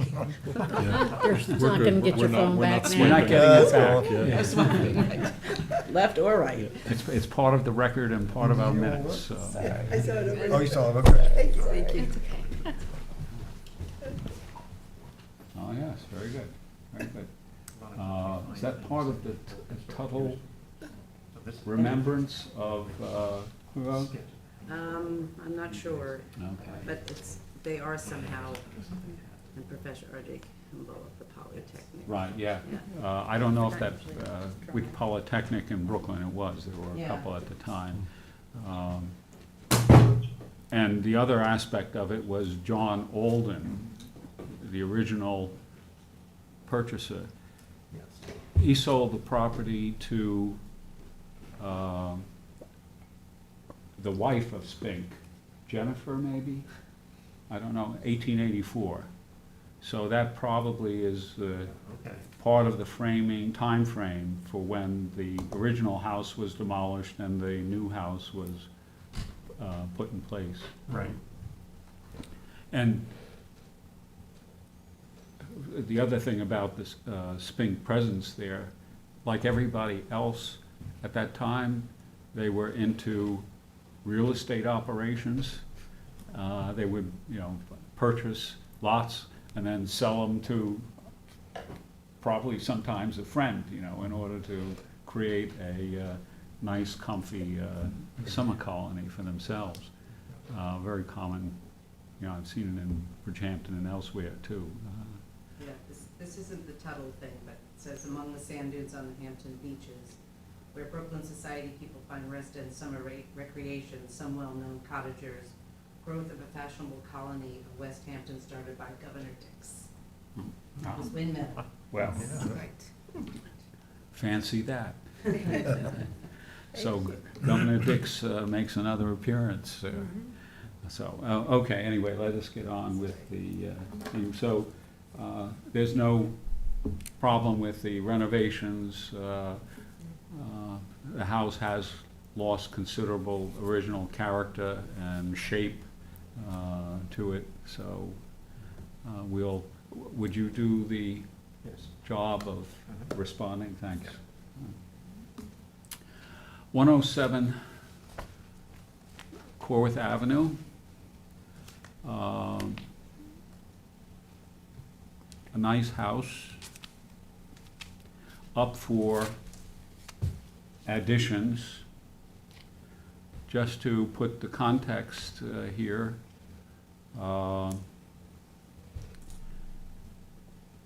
this is Bridgehampton, Main Street, Montauk Highway, now a historic district.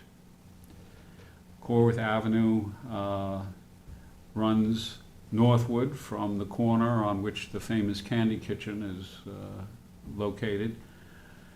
All this land used to belong to William A. Corwith. From Butter Lane on the left side, almost all the way to Lumber Lane on this side, one big farm. The remnants of the Corwith farm are basically here.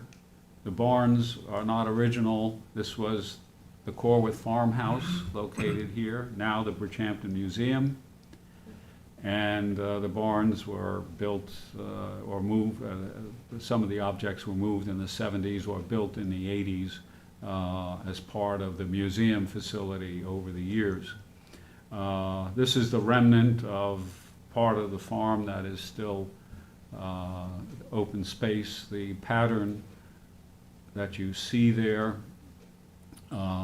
is a result of several years of exhibition called Art for the Hamptons that eventually became so big it couldn't be contained in the life of the village anymore and was moved to other venues further away. So this is the house. The house was built on Corwith farmland. This street was developed basically with a lot of purchases of lots in 1913, start of a very vigorous period of time for development in Bridgehampton. And the timing of the building of this house is inexact. There's no newspaper reference of it, but the 1915 census has Frank C. Havens living in the house with his family. There are two Frank C. Havens in the world at this time. One is Frank Colton Havens, who Julie would recognize as being a summer resident of his palace in Sag Harbor, Or Maria. which is now the Cora Maria facility in Sag Harbor. He was the son of a whaling captain who made his big money in California real estate from 1870 to about 1910. And if you think, just a completely irrelevant aside about that, he once went into a cafe in San Francisco, and paying his bill, on the way out he dropped a US bill on the floor, and it was found by a waiter. And after the cafe publicized the loss of the bill, he showed up to claim it. It was a $1,000 bill. That was about 1905 or 1906 or so that he was a, can you imagine somebody carrying around cash with that kind of thing? But anyway, this Frank C. Havens is a mason by trade, a contractor. Many of the houses that were on this street were actually built by the prospering contractors of the time in Bridgehampton. Another one was Carl Mulligan, a big builder, and I think there was Alan Halsey, if I remember, all in this period of time, 1913, 1914, 1915. Couldn't find a definite date, but the 1915 census and the 1913 sale of a lot of the other houses suggest that 1914 is about the build period for this house. The assessor carries the 1920 dating for the house, so that pretty much, I think, dates the house. And the house is, as, let me bring up the pictures here that I have here. Oops, that's not the one I want. It's a 4-square house, fairly well kept.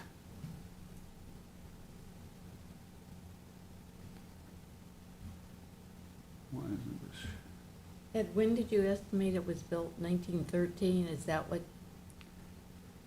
when did you think it was built? 1914.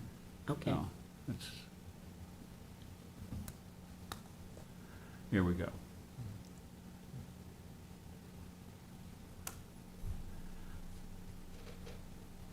So it was, this was a picture from Sunday, so you can see it, and this is the west-facing front facade of the house. The addition is to enlarge the back of the house and to bring around something of a rear 2-story portion around the corner, and also to change the sunroom on the front to a covered porch, which probably would be a bit more authentic to its original character. They also are putting on a rather, just in my assessment of it, a rather large deck area in the back. There is a swimming pool on the property as well. Let me see.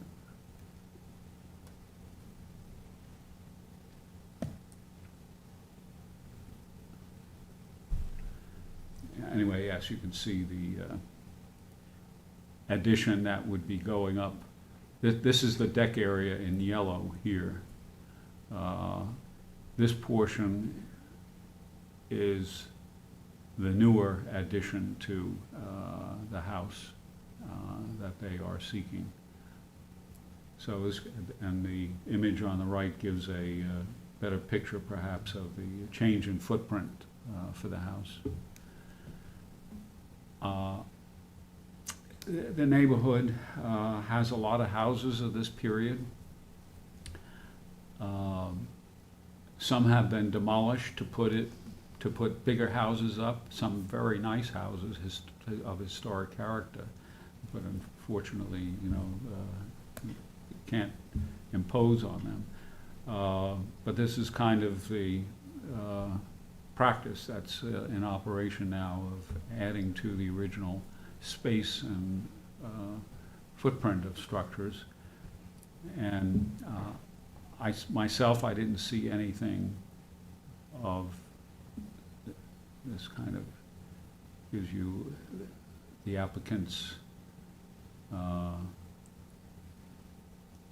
material images. So where that new addition would be put on that swings around and cuts into the driveway, is that, they're gonna use the same kind of siding and stuff? Or what That is what they say. They would keep the character of the appearance of the house. Let me see, go back to the statement of, But the addition wouldn't really be visible from the street, right? very little of it would be. The street has become quite active in recent years.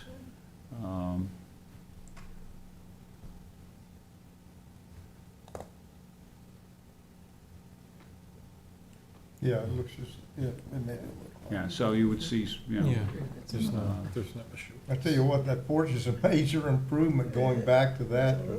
Yeah. Those Yeah. things never worked. It didn't, they must have done that during World War II to rent the space out to people that needed somewhere to stay or something.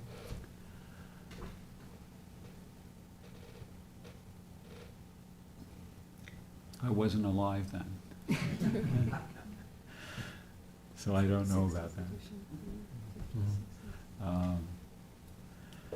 So, you know, I have no objection myself. I pass the house often enough. No and, objection. Julie, you're very familiar with the Yeah, area. I just love the Yeah. porch, you know, that enclosed porch, just But- diminishes to me, so if that goes. Yeah, one of the aspirations I would like to have is, we've accomplished the landmarking of the business district, and there have been a lot of pressures for changes in the residential structures of the community.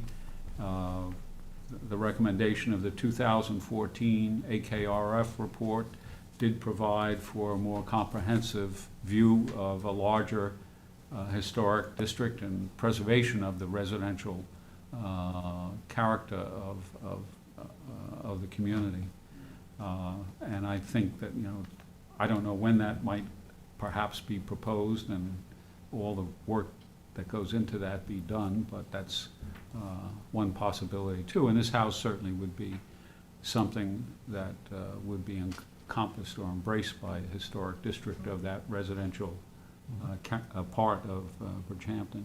Yeah, that whole area encompasses houses that were moved off of Main Street, back in there on Chester and Newman. Right, And Maple, I mean, they're all. what they call Osborne Park. Yeah, Osborne Park. And that movement of houses was a movement of a very historic house off of Main Street into Osborne Park, a very beautiful house Yellow. there. And There's a couple. yeah, and but anyway, yeah, it's still a neighborhood with some character and Yeah. integrity of its past, present. Yeah. So if there's no problem, I would send back a response to the building department as to no rejection. Certificate of appropriateness for a sign. And we will check that for the Dime Bank in Bridgehampton. I don't know, by the way, a couple of things for Samantha and Larry. Do you have access to your town emails Yep. yet? so you can get Southampton Town email, Mm-hmm. okay. Have you managed to get access to it yet? So I have access to this portal that has the applications. Right, But I haven't been able to get into the email part. okay. So Well, that's I have to something. come in and, yeah. Yeah, that's something we can address, but you already have a town email Yes, address. But yes. you have not gotten the access arrangements for it. Okay, so it's just to know, because I've been sending, some communications to your individual emails that otherwise. Yeah, I get the emails. Yeah, okay, so I won't be sending it to both along the way. Yep. And you've got access to the portal Yes. for the applications and reports that Yes. get filed there. And Larry, have you mastered the application to the landmarks portal No, for the, okay, but I application? will. Okay. Yeah, part of it is a process. We don't have the infrastructure for orientation and training that really, the board should have. That's one complaint Okay. that will be carried to the town board fairly soon as well. But, okay, that's useful to know because that will direct our communications a little bit better. So the business of the certificate of appropriateness is for a sign, unlit, for the dime bank. They give the character of the sign in the application. Currently, it's to put up, the dime bank used to be the Bridgehampton National Bank. Its headquarters now, after it was merged, is in Hauppauge. And so vast amounts of its office space are now up for reuse Yeah. by commercial, for commercial purposes.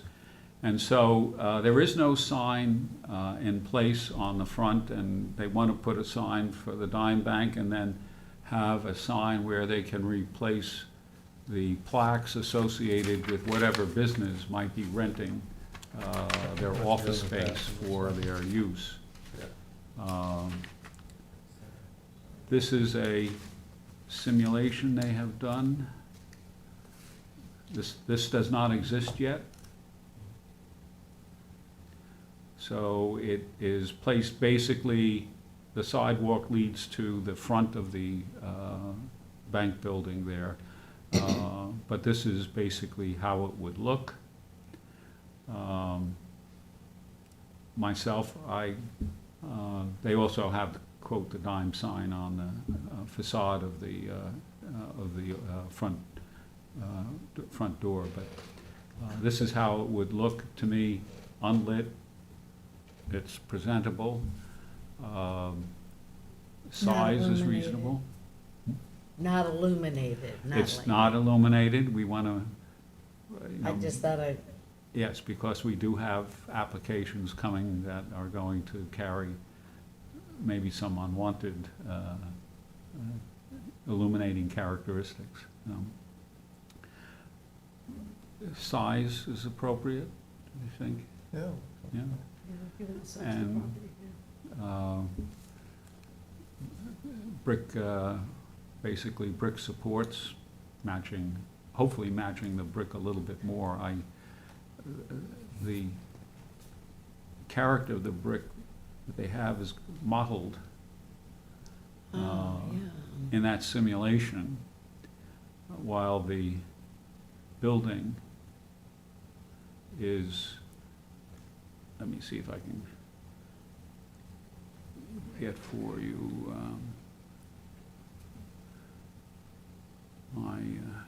my picture here. Is there a sign ordinance that dictates the height of the letters? Yes, they do have to get approval for the sign through the planning department, But it also, presently runs past the Architectural Review Board as well. Oh. I know West Hampton had like, I forget what it was now, I guess it was 6-inch high letters. And it did not, it was sort of a detriment to Main Street because everything was forced into being one size and A bit of monotony? very monotonous, yeah. Yeah. Yeah, so anyway, as you can see, I mean, there are patterns to the brick and the question of whether Just or for the not. new members, this is new for us since the Bridgehampton Historic District. We just started doing signs. Yeah, So it's everything with external appearance comes. Only a couple yeah. meetings, and you're like, okay. Yeah. We're learning about signs. At least I am. So, but there's no real problem with the sign. I don't have that. It's not illuminated, or it is? It's not illuminated. It will not light up at night. Will not light up at night. Are you gonna suggest the red brick? Pardon? Are you suggesting the red brick? I will suggest there's that some texture on the existing building too. It's just they're using a 3D map that's very rudimentary to What's that? illustrate. They're using a 3D texture that's not Oh, I even gotcha. indicative of the actual material. Okay, gotcha. Thank you. So basically, well, suggest that as an Yeah. option that they should consider. Match the brick of the Match the structure. brick of the building, and, but no objection otherwise. Okay. All right, so that takes care of that. We have a referral from the planning board. This is basically about a planned expansion of the Noyak Golf Club house, which is, Since it says COA, do we vote on that? Do you need a? oh, yes, we should have a matter of record, I'm sorry, yes. I wrote no objection, and all of a sudden, I'm like, wait, it says called an approval. Yes, is there a motion Motion to to approve. approve? Second. And seconded by Ken. Any further discussion? Hearing none, all in favor, say aye. Aye. Aye. Okay. And Martha too. Martha lives in Bridgehampton, she'd be very familiar with that sign. Okay. Yes, the referral from, And as you pull that up, the AYBs are all 1975 that I found, so, and it's not in a historic district and it's not flagged. So I'm not quite sure how we got that. well, That being said, yeah, it's an expansion of the golf club. Their plans that they sent along, I don't know if everyone has seen them, but myself, I've been in the clubhouse once or twice for social functions, but Yeah. Not for, but are there any older historic resources on it? That's just that you're aware of? not that I'm aware of. Okay. And I looked at the photos and I didn't see, in fact, they looked like a couple, 2006, maybe some newer buildings were even built. Or something was renovated.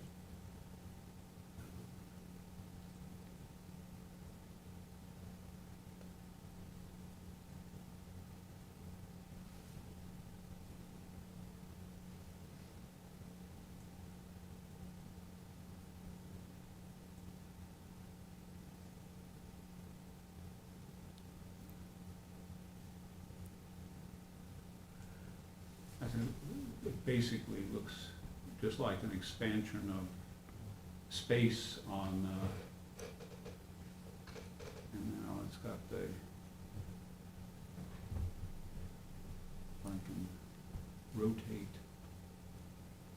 counterclockwise, okay.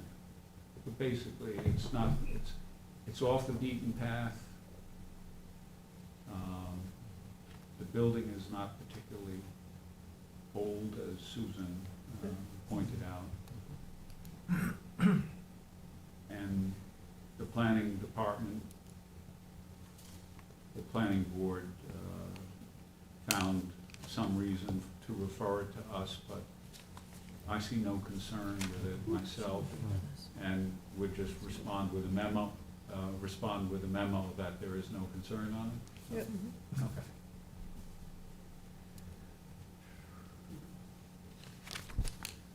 Okay, 520 we've already disposed of. Stony Brook Southampton Windmill, I did attend a meeting of a civic board called the Stony Brook Council, which met on the Southampton campus along with Jackie Fenlon and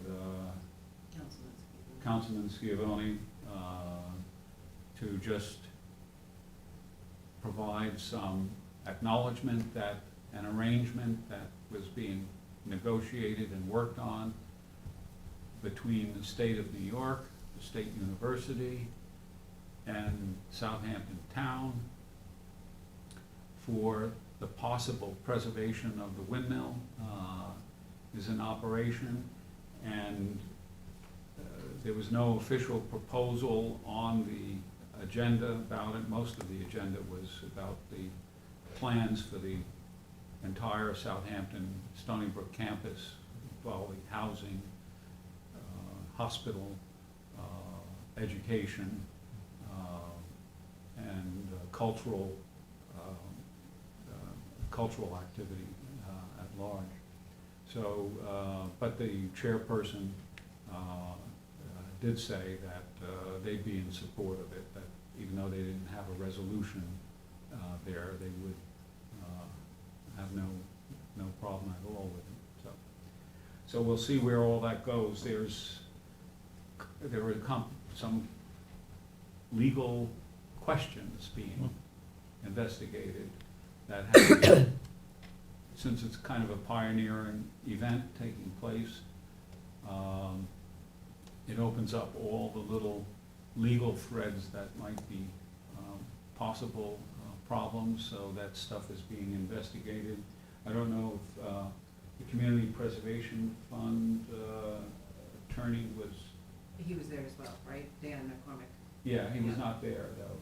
Oh, he wasn't at the... No, but from what I understand, that CPF would be looking at the questions involved there someplace along the way. So there's a lot more business apparently to take place. I'd heard there was some concern with the way the work was done on the windmill blades. I've been following along pretty close, and I don't know what those complaints were, but all that work was carried out by, which I was shocked, because usually university maintenance can't handle things of that nature. And apparently in their shop, they rebuilt those. And then I heard there were some complaints that it wasn't done right or not accurate or something, but never did hear exactly what that was. But it's an interesting situation where something else has to be repaired on that structure, or they're just gonna turn it loose to their staff. And I went out and looked at those pretty closely, but I never saw the previous ones that were on the windmill before they fell apart. So I don't know if they were accurate compared to what they used to be or not. They look good. And, but it sort of brings up a question, is that gonna be their staff repairing?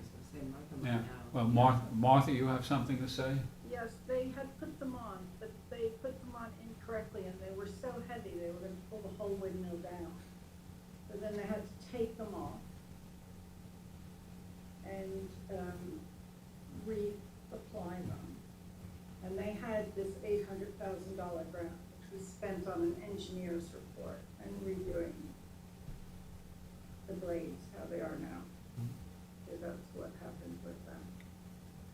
So Martha, and perhaps on a future occasion, Martha has had conversations with the maintenance supervisor at the Southampton campus with respect to that. So there may be possibilities of some mutual exchange of information to follow up and get the understanding that you want. Yeah, I wouldn't mind talking to them. Well, one, because I'll we're pass working on his one details West Hampton on to you. Beach. But I have one man's name, but I can't recall, Phil something or other. But, Richard Atkins is the Yeah, chap Martha who spent a lot of runs time the on this. She campus, took care. well, the cool. buildings. I'll pass his details on to you. What? She's been She'll talking pass to it the on to you. people. Oh, they yeah, get- great, yeah. great. Okay, so anyways, the saga of the windmill continues, so. Did you get the report I emailed to you? It's quite extensive. I don't know if it went through. I'm having issues with my email. It's like, it was just it's the draft. I did get the draft, yes. Yeah, I did get the draft. 126 South Country Road, that's something that I was working with Stephanie to follow up in terms of a landmark designation. The time to tackle that has not been available, and so it's still something I want to do. That involves in part understanding which Tuttle family was involved with the construction of and the origins of the house. There being so many Tuttles that it was kind of complicated trying to figure it out, and that's hopefully something that still can be done. We don't know anything about the easement offers that are in process at the moment. One easement that was on this agenda associated with the Wetina Duck Farm, that one was approved. So the ambitions of the owner for benefiting from the landmark designation of the Wetina Duck Farm was finally realized. Okay, so other than that,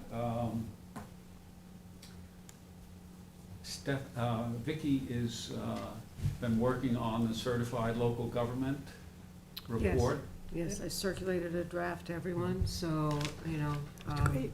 if there are any additional comments, send them my way, I'll incorporate them. Otherwise, you know, we can send it off. I think the key is for all of us to think about what additional resources or training we would like from the National Park Service.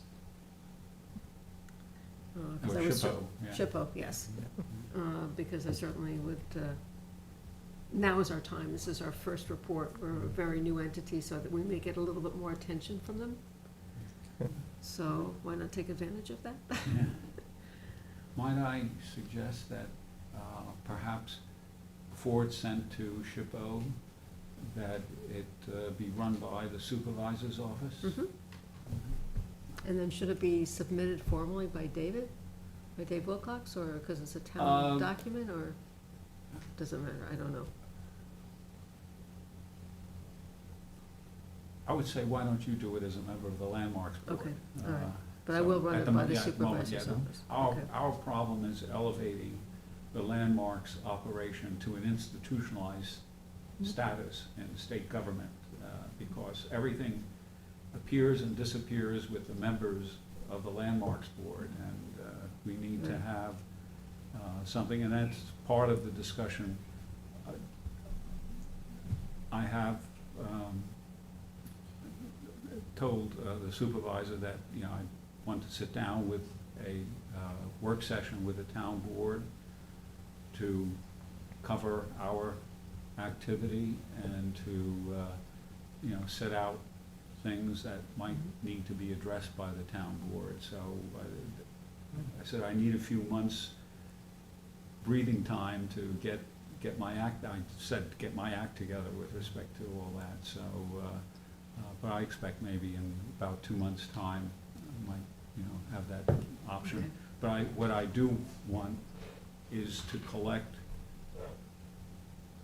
observations from the board members about what they see as problems or the issues of it, so that they can be kind of listed and prioritized and delivered as something of a report as to the needs of the board and looking at its future down the road, so. we do have aging individuals who have been involved with this, who are not going to be participating very much longer, so there should be some structured stability for the operations of the board. I have one question for you. Do you want to consider identifying as a possible goal to start this year the residential component of the Bridgehampton districting, or would you like things to settle down a bit before? Well, I did think that having another hamlet center designated would be preferable to trying to wrap Bridgehampton into a bigger package. Okay. And I did suggest or just mention to Stephanie and maybe Bill about Remsenburg, Spionk being a community that might be interested, and the timing of when to start community discussions of that was thought to be in the summer when there were perhaps more people present in the community. So that was Stephanie's response, and so we can wait. So that would be my sense of what the priority would be. But anybody can throw an application for a historic district designation at the Landmarks Board. The application is online. Right. And that would start a process, not one that we initiate, but that somebody else would initiate. So other than that, are there things that we have pending, possible question associated with the Landmarks Maintenance Award Program, which is a program that the Landmarks Board has kind of supervised over the years. Landmark structures are eligible for maintenance grants associated with certain conditions, but they would apply. And generally speaking, we have been putting out grants that require matching dollar amounts and so on. But we didn't get a timely application this year.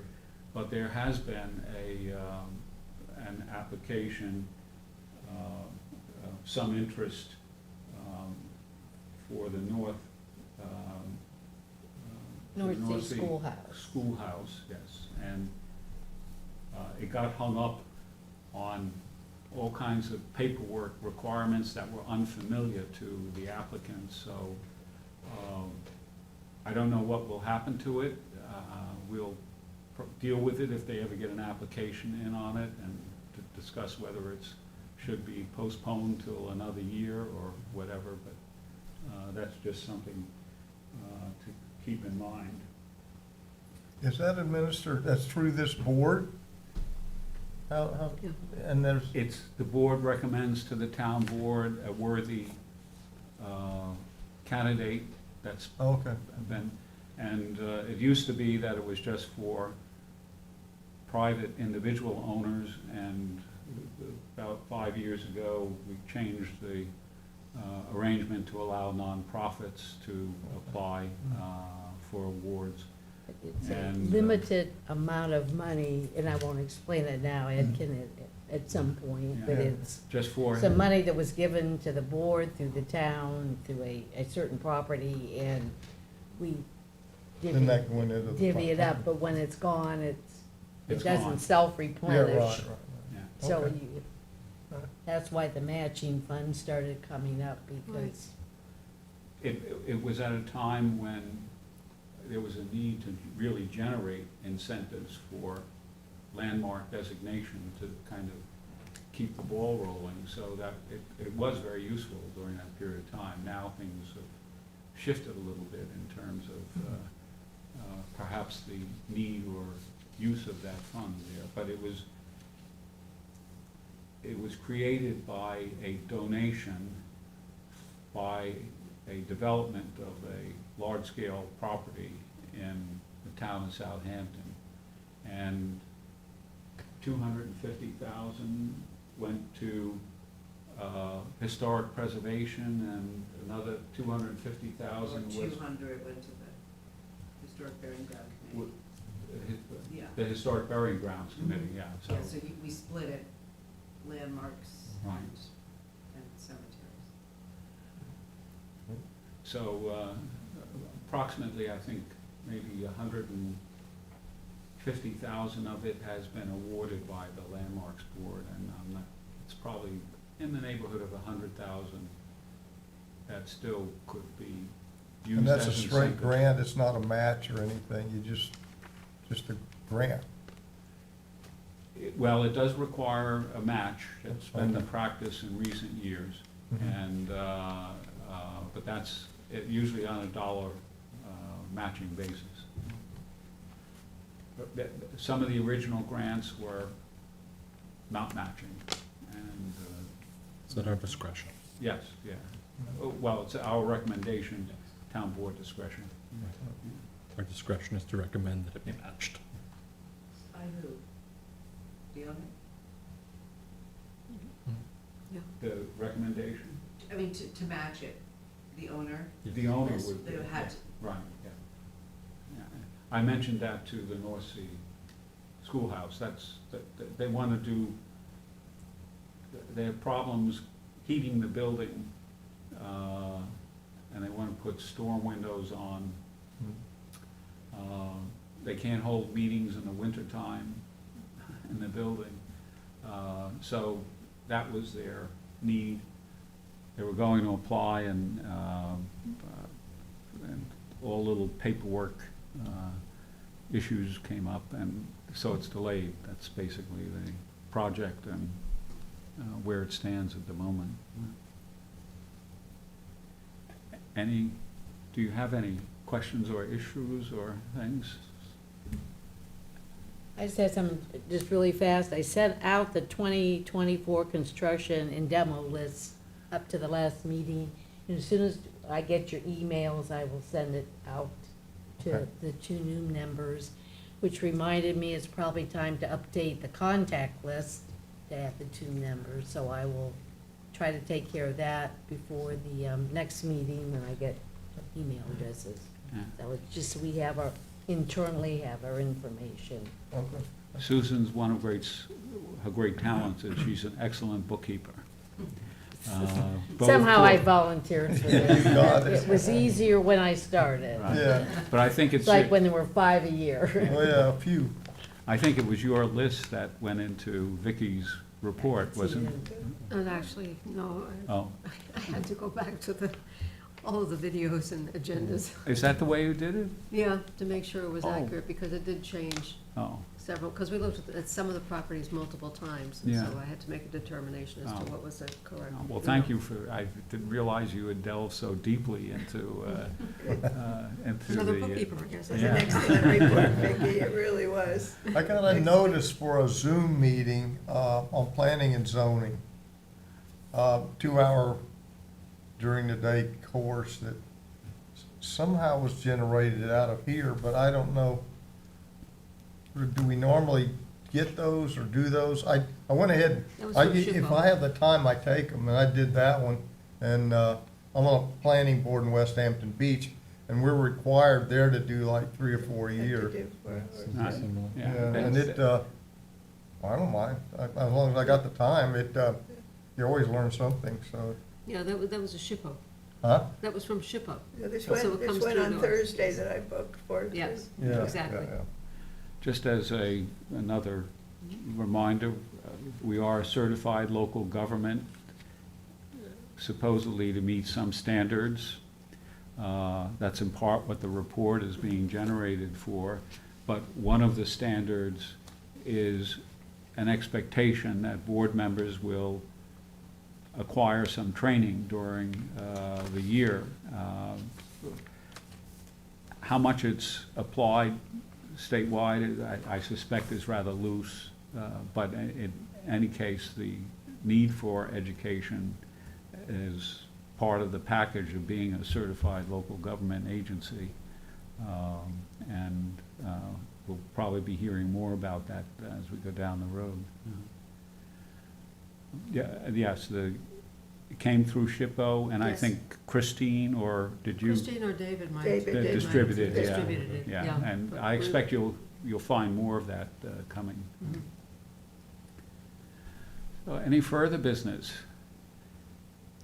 Well, it's 9:20. Thankfully, it's not 10 o'clock.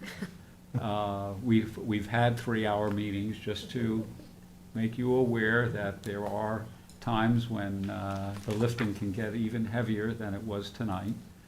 And hopefully we won't have too many of them. And just for the knowledge of our new board members, the town historian is ex officio a member of the Landmarks Board as well, but a non-voting individual, so. And I enjoy it. I have questions, but I'll let you all go for Well- the evening. They're not official questions. What's that? They're not No. official questions, okay. Just let it all. All right. Well, in the absence of anything further, this meeting is adjourned. Thank you.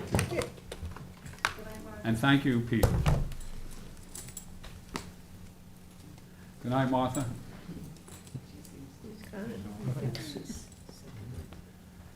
Okay. You have to wait for that to go. Oh, boy. Please, baby.